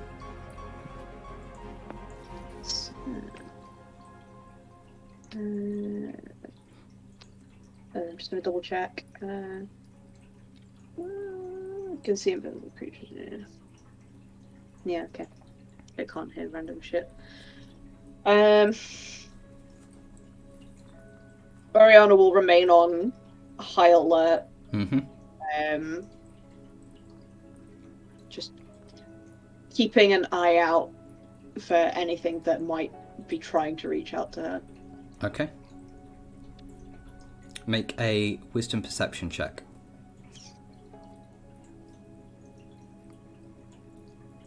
25. 25. You don't see, hear, or sense anything else for the remainder of your watch. You do, however, feel vaguely comforted. Comforted? Which unnerves you. Yeah. She'd probably subconsciously reach for 2 rings on a necklace, just kind of like, no, definitely not. But she will otherwise remain on watch for the rest, trying desperately to calm her nerves. Yeah. She'd probably be petting King quite a lot, which I doubt he'd be protesting. What does Oriyana think it is?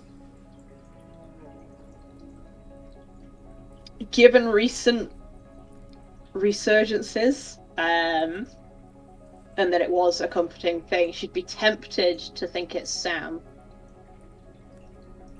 But she knows he is gone, so tries to brush it off, but it kind of like niggles, like, yeah, but what if? But what if indeed? Who is this Sam? I too miss Sam from Lord of the Rings. I think about him daily, and I always feel comforted when I think about Sam. I miss you, Samwise Gamgee. She'll probably wait until Alec wakes up, because she has a very important question. Okay. Well, not very important. Alec's popular this evening. When Alec wakes up, what does Oriyana ask Alec? You're a wizard. You know spells and all that thing. Is there anything that you can do to recover memories? Or know of anything that would do that? I'm assuming detect thoughts only works if the subject remembers the thing that I'm trying to detect. I mean, Dan, how creative are you going to let me be with that spell?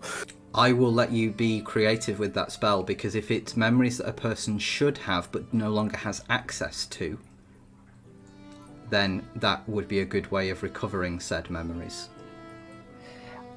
Is just Alec awake right now? Alec and Oriyana? Or... Yes. Okay. I mean, I can't say for sure because I've never tried it, and that's not how the spell was designed to work. But in theory, if you don't mind me asking, what type of memories or whose memories are you trying to recover? Mine, and it's from 80 years ago. Okay, well, I could certainly try.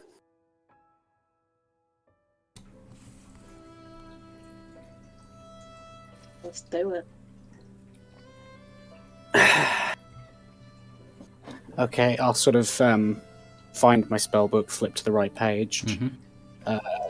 Detect Thoughts isn't a touch spell. I don't need to like poke Oriana's face for this, right? Well, you're going to have to. So you're going to have to cast it multiple times, because you are probing different parts of Oriyana's mind. If Oriyana isn't sure that the memories are there, doesn't know where they're located, then isn't recalling them and bringing them to the fore in the same way that people usually do with this spell. So you will have to cast it multiple times, and you get the sense that something similar to a Vulcan like mind meld situation Not the Vulcan mind meld reference. would be good here, using Detect Thoughts. I kind of really, really awkwardly, like, I raise my hands and start, and I look at Oriyana as if, like, silently, can I put my hands on your face? I'm not gonna bite. I don't know. I've seen how sharp your teeth are. I'm kind of, POV. Grabs her head like, gimme. And then I will begin the casting of Detect Thoughts. Okay. So, Oriyana, you hear Alec's voice in your mind. And you are aware that you can communicate with Alec and that you both can talk to each other during this process. Amazing. You This stays between us for now. I mean, I feel like if I reveal your secrets to anyone, you'll have me. Well, I say have me. You'll murder me, and then murder me again in about 10 days. I don't fancy my chances in that competition. So, sure, stays between us. I do know who you are. I do know what you've done. You are standing inside Génie's lamp. It is empty. The walls are kind of fading in and out of focus with, and a kind of fading in and out of focus, and beyond there is just kind of like a grey, kind of like white grey mist that travels forever as these walls shift in and out of focus. But you are confident that you are standing in an empty Génie's lamp. It is completely silent, aside from the sound of your own voices and your own breathing in this space. There are doors in the places that Génie's lamp usually has doors. There are the staircases and other cupboards and hatcheries and things like that in the places that you expect to find in Génie's lamp. The paintings on the walls, however, are all of Oriyana. All of the artwork on the walls is just Oriyana at different times of Oriana's life. Most of them from Barovia onwards. Okie dokie. Let's see if we can find this memory, I guess. 80 years ago, you say? 80 years. Right, I have a feeling we're going to have to go through a lot of memories here. Quick, find Oriana's embarrassing, like, teenage phase. She dyed her hair pink on a dare. Did she have any silly Pink hair haircuts? with yellow skin. Ugh. If Oriyana tries to think of the memories that she has prior to the blip, would that, like, ping anything? Do you think of them? Yes. Sound begins to come from behind one of the doors, Alec, you can hear this as clearly as Oriyana. Well, slightly less clearly than Oriyana does, but still noticeably. There is the sound of animals playing, the sound of children running around and shouting happily, the sound of a breeze running through some trees, coming from behind a particular door.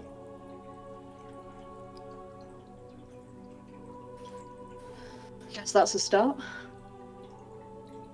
And Oriyana will open the door. Okay. Both of you, make for me, please, wisdom checks. That's indulged. I spend a pawn here, or do I save it for something later? A natural 20. Oh, natural 20, which totals to... God, what's Alex's wisdom? 21. Wait, you both roll nat 20s? Unnatural. I got 17. Okay. You proceed through the doorway. When you step through the doorway itself remains, but when you turn back around, the bulk of the lamp, of Génie's lamp, is gone. You can see the lamp through the doorway, but all around it, the lamp is not there. Instead, you find yourselves on the streets at the edge of a small village. There can't be more than 50 or 60 homes, you sense, looking around. Some shops and a pub dotted about here and there. It is summer. It is bright. The sun is shining, beating down on you. You can feel the warmth of the sun. And for a moment, Oriyana, you forget that you are dreaming this, that you're seeing this again. For a moment, it all feels very real. But Alec's presence next to you reminds you that he wasn't here. This can't be real. I was going to say, you look out around you and you can see a forest in the distance. You can see grassland on which children are playing, and dogs are barking and chasing each other and playing games, in whatever games dogs play. But children and animals are playing. And you can see a little ways away from the village, there is a hill. And on this hill there is a single tree. When Oriyana loses herself in the moment, she looks like incredibly happy, like the happiest you've probably ever seen her. And then as soon as she comes back, it falls back to a sort of sadness as she looks at the hill before looking at Alec. This is what I remember before my memories are gone. Something happens on that hill. I need to know what. Right, well, this isn't a specific date, is it? It's just, or is this the exact moment beforehand? Oriyana will give the exact date. And time.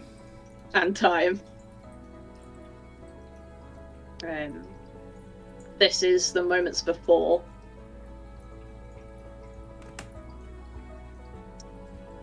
I have been running from my past for longer than I can remember, and this is the bit that I've been running from. It's catching up to me now, and I don't want to go into this blind.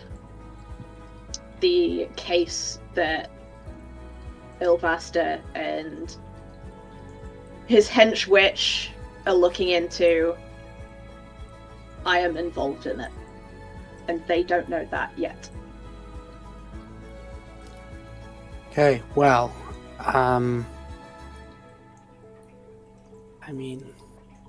we're kind of in uncharted waters here. That's not... I could... Damn! So, do Alec, I think... You know that the way this spell can continue to work is if you want to expend another... Is it first level spell? Detect. Second. You can expend another second level spell slot or spell slots above it to stay in this memory for a particular kind of amount of arbitrary time. The higher level spell slots you expend, or the more spell slots you expend, the longer you can watch these memories play out. They play out not in real time, because we don't remember in real time, but they still play out reasonably sequentially. The more spell slots you expend and the higher level spell slots you expend, the more confident you are that they will play out in actual sequential order, because again, we don't remember sequentially. Yeah. So it's like kind of trying to piece together the memories into effectively a video. Okay. And you also, Alec, don't believe you'll get it right the first time. No. I mean, this is... Now, how much do I want to game the fact that we're right at the end of a long rest? And how much do I think Dan's going to ambush us if I burn all of my spell slots here? It just buy a lot of potions. If it helps. Yes. Okay. I will spend, because I don't think I'm going to use them for anything, I will spend all of my remaining spell slots. Yeah. So that is 2 level 2, 3 level 3, 3 level 4, 2 level 5, a level 6, and a level 8. This is going to be a big launch, right? This is going to be real spicy. Okay. And that's where we'll see you next week. Don't you dare, Dan. I swear. We do only have 10 minutes left. Go! Oriyana, Yeah. what would you like to do? Oriyana will move towards the hill. Okay. Oh, it's going towards the hill. You take a few steps, and after taking a few steps, you are both immediately on top of this hill, looking down at the village. There are 2 figures walking towards the hill from the village. One of them, Alec, you recognise as being a younger Oriyana. The other you do not recognise, but is a very, very attractive human man with a... Actually, Oriyana, why don't you describe... This is Oriana's memory. How does Oriyana remember him? So he's quite young. I think like mid to early 20s. He's obviously shorter than Oriyana is, but he's not short. He's about similar height to Hal and Alec. In Oriana's eyes, he is a very handsome, very pretty man, with tan skin. He has short, messy brown hair that has cowlicks left, right, and centre, and looks like nothing could ever tame the hair. We're just picturing Dan. Hang on, I have a picture of it. There, 1 minute. When you just look to Dan, it's quite descriptive of Dan. Yeah. He has darker skin than Dan. Oh yeah, fair, Dan. So Dan, the Sits other out day in the after his sunburn incident. Yeah. Yeah. He's wearing like blue robes that you would associate with a wizard. And he has the complete like puppy dog look. Golden Retriever gamer boyfriend. Golden Retriever gamer boyfriend, but make him Excellent. wizard. Oh, good heavens, it's too much. This sounds Yeah. strangely like your actual real world boyfriend. Not quite. And you can tell him I said that. Yeah, I will do. So yeah, that is what he looks like. Okay. Both of these figures, Oriyana and this person, are making their way up from the village. The man is carrying in his hands in one hand a picnic basket, and in the other hand is holding Oriana's hand. Are you about to get him? You see them both make their way up the hill. In a moment, in an instant, they are both in front of you, lay on a checkered red and white blanket under the shade of this tree. The early afternoon sun, the only point of light in this completely gorgeous azure blue sky. The entire scene, Oriyana is remembering, is perfect. The melodic singing of the children, the pitch perfect barks of the dog that indicate just the right amount of fun and entertainment. The grass is the perfect shade of green. On the tree above you, not a leaf is out of place. The houses in front of you are all picturesque and perfect. As you watch these two figures, young Oriyana and this man, laughing with each other, flirting with each other.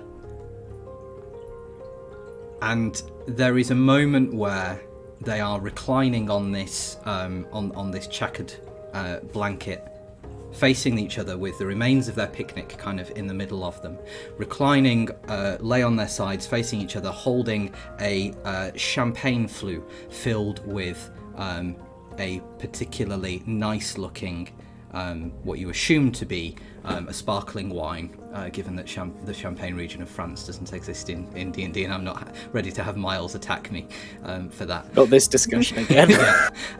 Of Chateau de la Stompe, which Alec can't possibly be correct because Oriyana hadn't been to Barovia at this point, so how could it be Chateau de la Stompe champagne? But good champagne nonetheless. And this man has just told Oriyana a joke, and she is laughing in a way that is not just kind of that you laugh at someone who kind of you're flirting with sort of thing. It is a genuine laugh of loving fulfillment. Just kind of a laugh of complete happiness and contentment. He props himself up a bit more and says, "I've got you a gift." And Oriyana, kind of the young Oriyana, what does young Oriyana say when he says to her, "I've got you a gift"? It's not another one. This is the third one today. He says, "I assure you, I've saved the best till last." Well, go on then. What have you got me this time? He opens the picnic basket and reaches into kind of climbs up onto his knees so he can lean over the picnic basket. And he turns back to look at you over his shoulder and says, "Close your eyes." You would absolutely give him a look of, "Really? You're gonna make me do this?" Just humour me. Fine. I will humour you this once. And she will close her eyes. Okay.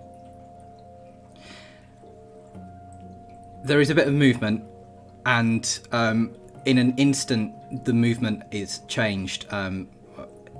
You think you're filling, present Oriyana and Alec are kind of filling in the blank a bit, and watching what Oriyana imagines this person to have done in that moment, which is to reach into the picnic basket and pull out a small box and turn around and face Oriyana whilst knelt on one knee, and says to Oriyana, "Open your eyes." You would, the full-on comical, just peek one eye, and then open both, seeing the ring. You see that there is, in this box, a ring. It is fashioned out of white gold. It is expensive, it is beautiful, and it has set in it three fragments of shiny gem. The sunlight is dancing off. It is one of the most beautiful things that past Oriyana, present Oriyana, and Alec have ever seen. And he holds it and says, Oriyana, will you marry me? Past Oriyana would just kind of like sit there for a moment, like utter shock, before morphing into one of pure happiness as she will fling herself at Sam and say, yes, of course I will, you idiot. All right. The moment that you impact into Sam, that is Sam. The moment that you impact into this person, the entire scene shifts, and your laugh of happiness is morphed into a painful scream. A scream that is mingled between yours, between Sam's, between those of the children and animals in the area around. Alec, you see that from the point of contact between them, a huge fireball erupts and takes them both in this mass of flame.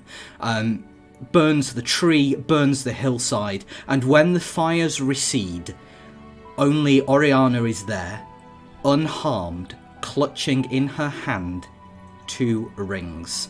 One of the rings that she was given, and one that Sam had for himself. Nothing else now seems to move in this in this memory, in this vision. Alec and present Oriyana, you are stood next to each other. The entire time Oriyana has been clutching at the necklace around her neck. And she will yank it off and hold it out to show Alec 2 identical rings to the one in the memory. Kind of very cautiously, like, put out my hand to kind of take the ring, or the rings, I guess. When because Alex got quite an analytical brain. Yep. When I saw the basically the cut from her and Sam touching to the explosion, is that as if there's a piece of that memory missing, or the explosion actually happened at the moment they touched? Make an intelligence arcana check. Okay. I've got one more portent left. That is a 16, so 31. You sense that there is more to this story that Oriyana has access to, but at this first remembering is not able to visualize. Okay, I will sort of look at the ring or rings, kind of hand them back to Oriyana. I don't want to put you through anything more than you're comfortable with. However, there is obviously more that happened here. We might need to watch this again, if you are okay with that. I need to know what happened to him. Okay. And I will kind of, I guess, Doctor Strange-esque time rewind to as Oriyana is going in for the hug. Okay. Do you have any more spell slots to expend on this second attempt? I mean, I do not anymore, because I expended them all the first time. Then Take mine! I wish you could take mine! Then it plays out exactly as it did a moment ago. The same laughter, the same happiness and laughter morphs into a blood-curdling scream. I still have the sorcery points from my metamagic adept feat. Would it help if I expended those? No, I need you to expend spell slots. Ah. And you make spell Almost slots like using that. misunderstood what you meant Not when you with said the I would feat. have to try this several times. Yes. If I'd known that going in, I probably wouldn't have burnt every single one of them at once. It's at this point then, as you're realising that you can't do that, and you get the sense that at the moment all you're able to do is make Oriyana hear that scream again and again and again, that you might want to leave the mind meld.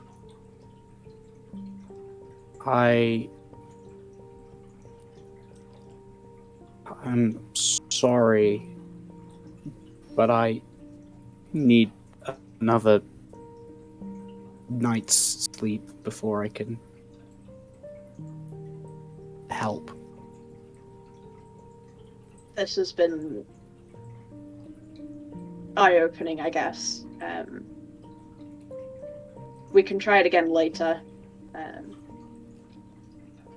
think I may need some time to process, but we can try again tomorrow. The sky overhead darkens and darkens and darkens. The sun in the sky begins to get paler and paler and smaller. The trees in the distance begin to shift and change. The stationary hill that you are stood on begins to start gently shaking as everything morphs from a beautiful, picturesque daytime on the side of a hill to the cold quiet of night, and you're sat next to each other on a wagon, rocking slightly as it moves over stone.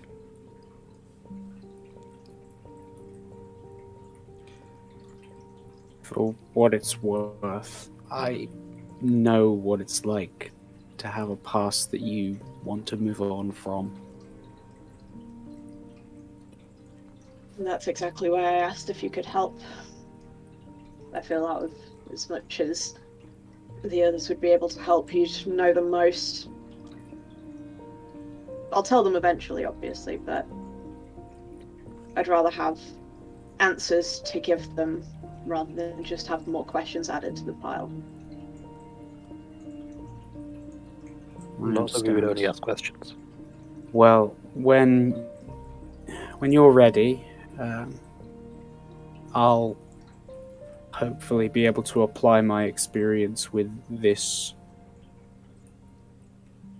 matter and maybe not expend all my spell slots immediately. Do I feel, Dan, now that I could at least perfectly recreate what I've seen so far, having done it once already, without expending? Sort of, yes. You would be using some of your own memory.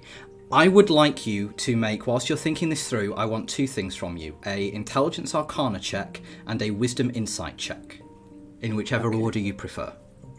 I'll roll them together, but I'll tell you the numbers I'll do the Arcana check first. Okay. So the Arcana is 27. Okay. So, you believe that it would be possible for you to, rather than relying on jerry-rigging a Detect Thoughts spell, you believe that it would be possible for you to create a spell that would enable you to more reliably begin to interact with Oriyana's memories and help Oriyana to uncover the memories that she is at the moment having trouble accessing. And that's a spell that I can work up with you as we between sessions. So you feel as though you would be able to, having now seen how it works, do that sort of thing. That would also mean that because you'd be using a Detect Thoughts spell, if you keep jerry-rigging it, you could easily do that and keep expending spell slots, but it relies on your power availability and your memory of what you've seen. Because you're expending your magic to help recreate it, it relies on you knowing what pieces to put where. So you think that creating your own spell is probably a better idea. Which does mean you wouldn't be able to help immediately. It would take you a few days probably to write this, to create this spell. So you can keep jerry-rigging it for not 100% reliable results in the meantime, but you also reckon you can create a spell that will help more.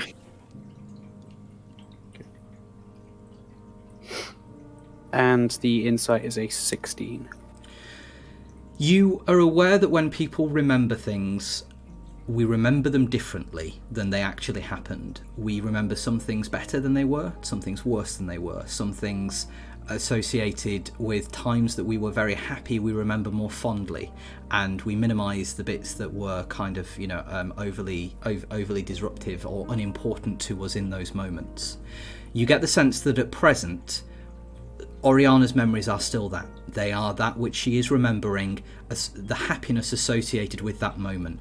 The great alcohol has been, whatever she was drinking has been replaced with the perfect and absolutely gorgeous Chateau de l'Estampe that she drank in Barovia many, many years later. The fact that the dogs and the children, the noise of the dogs and the children demonstrated so much kind of happiness and joy that you think she was probably projecting some of her own in that moment onto those sounds. The sky being perfectly cloudless, skies are barely ever perfectly cloudless, and a beautiful azure blue. The village was incredibly picturesque. She's not layered those memories with anything, you don't think. And those memories you don't believe have been magically altered, you would know that. But you do think that Oriyana's memories are, for want of a better word, being tainted by emotion. And what is missing is in part because it is such a happy memory that she can't bear to remember any different. And that's something that you don't think you'll be able to work with magically. You think that's something that Oriyana will have to open herself up to be allowed to remember.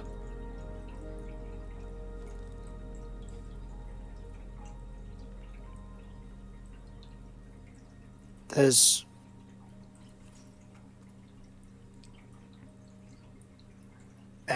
he speaks, stops for a very long time thinking about what to say next.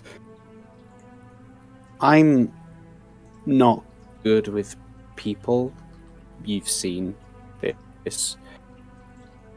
So I want you to know that whatever I say, however much it may sound like I don't care, I am trying to help, and I just don't know how to say what I mean. Our memories, even mine, aren't really recreations of what we have seen or of what happened. They are a picture that is coloured by our perception of that moment. So your memories of this event, the things that we're seeing, aren't just what happened.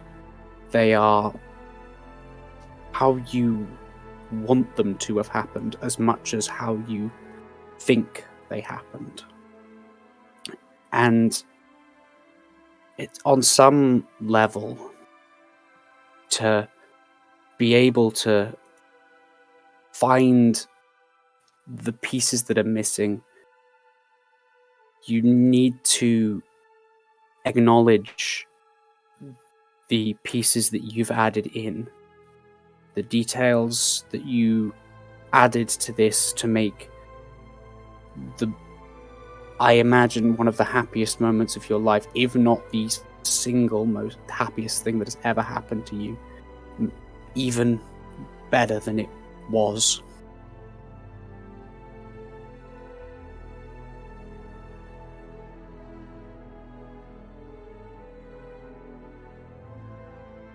I guess everything needs to be confronted eventually. And this is probably the best time for me to confront those memories. I appreciate the help that you are willing to provide, and so we both know you aren't the greatest at dealing with people. The honesty is appreciated. Other people would try to make it softer. They'd dance about it rather than getting straight to the point. They try and cushion the blow, so to say. Thank you. Well, after everything you've all done for me, it wouldn't be right for me to hold back the help I can give.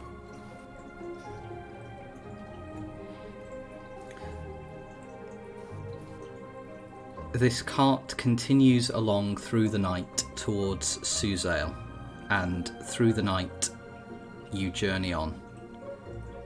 But that is where our journey this evening will end, and we will pick up on that moment in 2 weeks' time. It was a heavy episode. Really good. That's phenomenal. What a lore drop. I was cried at the end. I was how are we all emotional. feeling? That was emotional. I almost cried. Yeah, I choked up for a bit. My job is done. Yay! I can retire happy now. Just for the sake of people who are watching, we've been playing this with a version of this campaign for a while now. 2 years. We started in the summer of 2020. Oriyana's lore has been this closely guarded thing. For obviously we've just seen probably scratch the surface now. Oh my god, okay. It's a whole thing. This is the first we've heard about Oriyana's history other than she murders people. Well, Yeah. it's been a bit of a mystery. Oh my god. Okay.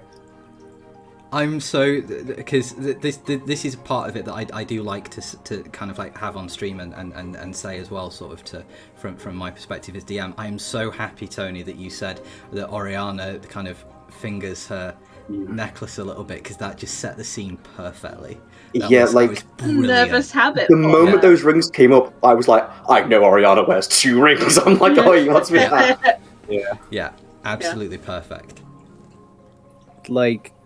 The edgy rogue and the introvert wizard. So good, so good. Yeah. And just the, do you know a way to recreate memories? And instantly I was like, well, mechanically no, but I know that magic can do that. And Alec always has detect thoughts prepared because he has enough slots, and it's such a useful tool spell.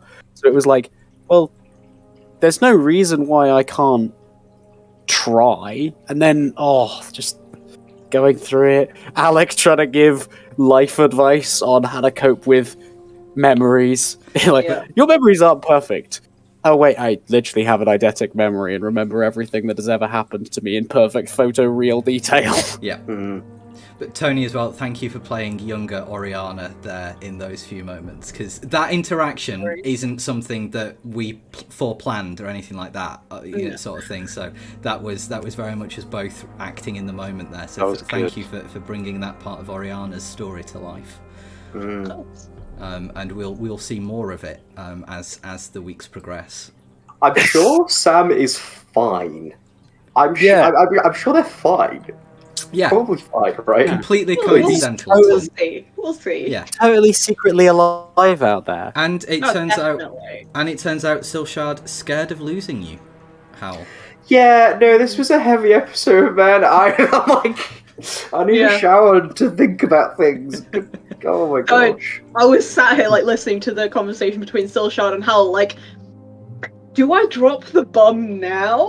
No, it's good. I think it's I mean, obviously, this is just speaking from my perspective as a role player. I adore that really intense RP stuff just as much, if not more, than the other elements like the combat and stuff like that. That's good, because I love when it's our group gets to sit around and kind of be a group as well as just mechanically playing D&D. Yeah. Knowing how well you go into your combat and how long your turns take, that must mean you really, really love RP. This was good. This is a really, really strong session. No. Also, obviously, what I don't know this in character. Hal doesn't know this, but what do you mean Génie's faking the accent? Génie's I'm sorry, but the intrigue level of okay, so Génie's a secret agent. There's a lot we don't know about Génie as well. I obviously for ages I've been saying that I've got theories about Génie. Because Génie is also a mystery. Knowing that is confirmed now, you've made that canon now, but Génie's faking it. My theories have gone through the roof. Is he faking it? Says on the website. I'm not going to say anything. Okay. Well, exactly. See, I think it's really like interesting because obviously the viewers won't know, but they now know. We've been playing for a year and a half, and like when we started this campaign, we've been playing for 2 years, years, but we had about 4 to 6 months where we only played very intermittently. Yeah. That's more so we've had a year and a half worth of sessions over. Yeah. But like when we started this campaign as Curse of Strahd, I know me and Connor had super detailed like backstories. We knew everything that was gonna that had happened to our character. We rocked up and were like traumatic cult backstory, cult backstory. And, I literally went, Dad, create 7 NPCs for me. We will meet all of them. And then whereas Alistair and Tony, they had like very simple backstories. Génie had 1 NPC, and Oriyana had Tony Oriyana was she's a bounty hunter. Yeah, that was about it. Now, she only really got her backstory when we took the break between Curse of Strahd and starting the Faerun campaign. Yeah. That's when I was like, oh shit, I probably should have a backstory for Oriyana. That's cool because both obviously Génie and Oriyana both it makes sense that they have this like level of mystery. I think that's completely valid and makes complete sense to play it that way.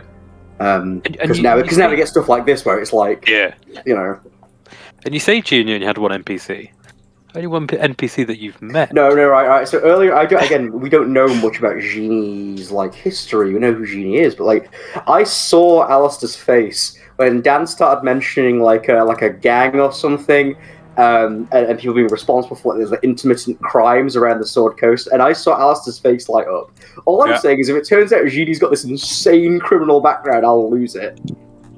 Yeah. So I really rogue. Again, the viewers, you won't have the context for this, but when we switched from playing Curse of Strahd to the sequel campaign in Faerun, we are now playing. Alistair switched from being a pure sorcerer to a sorcerer cleric, and he came because back. We have no healer in the group. We had for the whole 10 levels of Curse of Strahd, we had no healer. Like our we didn't need a healer. Hilarious. We need a healer. No, we just don't die. It's fine. We simply will not die. We died in the first session. Hal's technically died 3 times, I believe, but don't worry about it. Like, I think Alex on like 5 or 6 now. Yeah, but yeah. Alistair rocked up to the first session of the Faerun campaign as Génie, who was described as like Génie but with a mustache, and it was like, oh yeah, this is definitely a real original character. It's not just Génie and a mustache. I really want to find out what happened to Génie, man. I've not seen him in a year. One of my theories about Génie, that we currently know, is that like obviously this Génie is so mysterious, especially like compared to Génie, the first iteration we met. They are twins in canon. They're like, correct me if I'm wrong, obviously.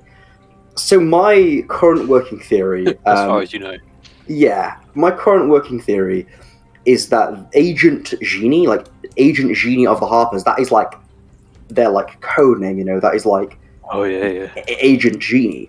And in my head, Smith from Matrix. Something like that, but in my head I've got this idea brewing that maybe Génie is almost basing their secret agent persona on this image of their twin brother who's, extremely likable and all that good stuff.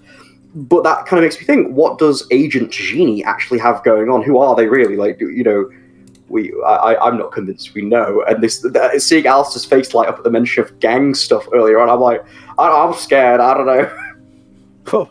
Well, I was actually going to ask about that. That was the thing I wanted to say to Génie, was like, hey, that's a detail I vaguely know about your backstory.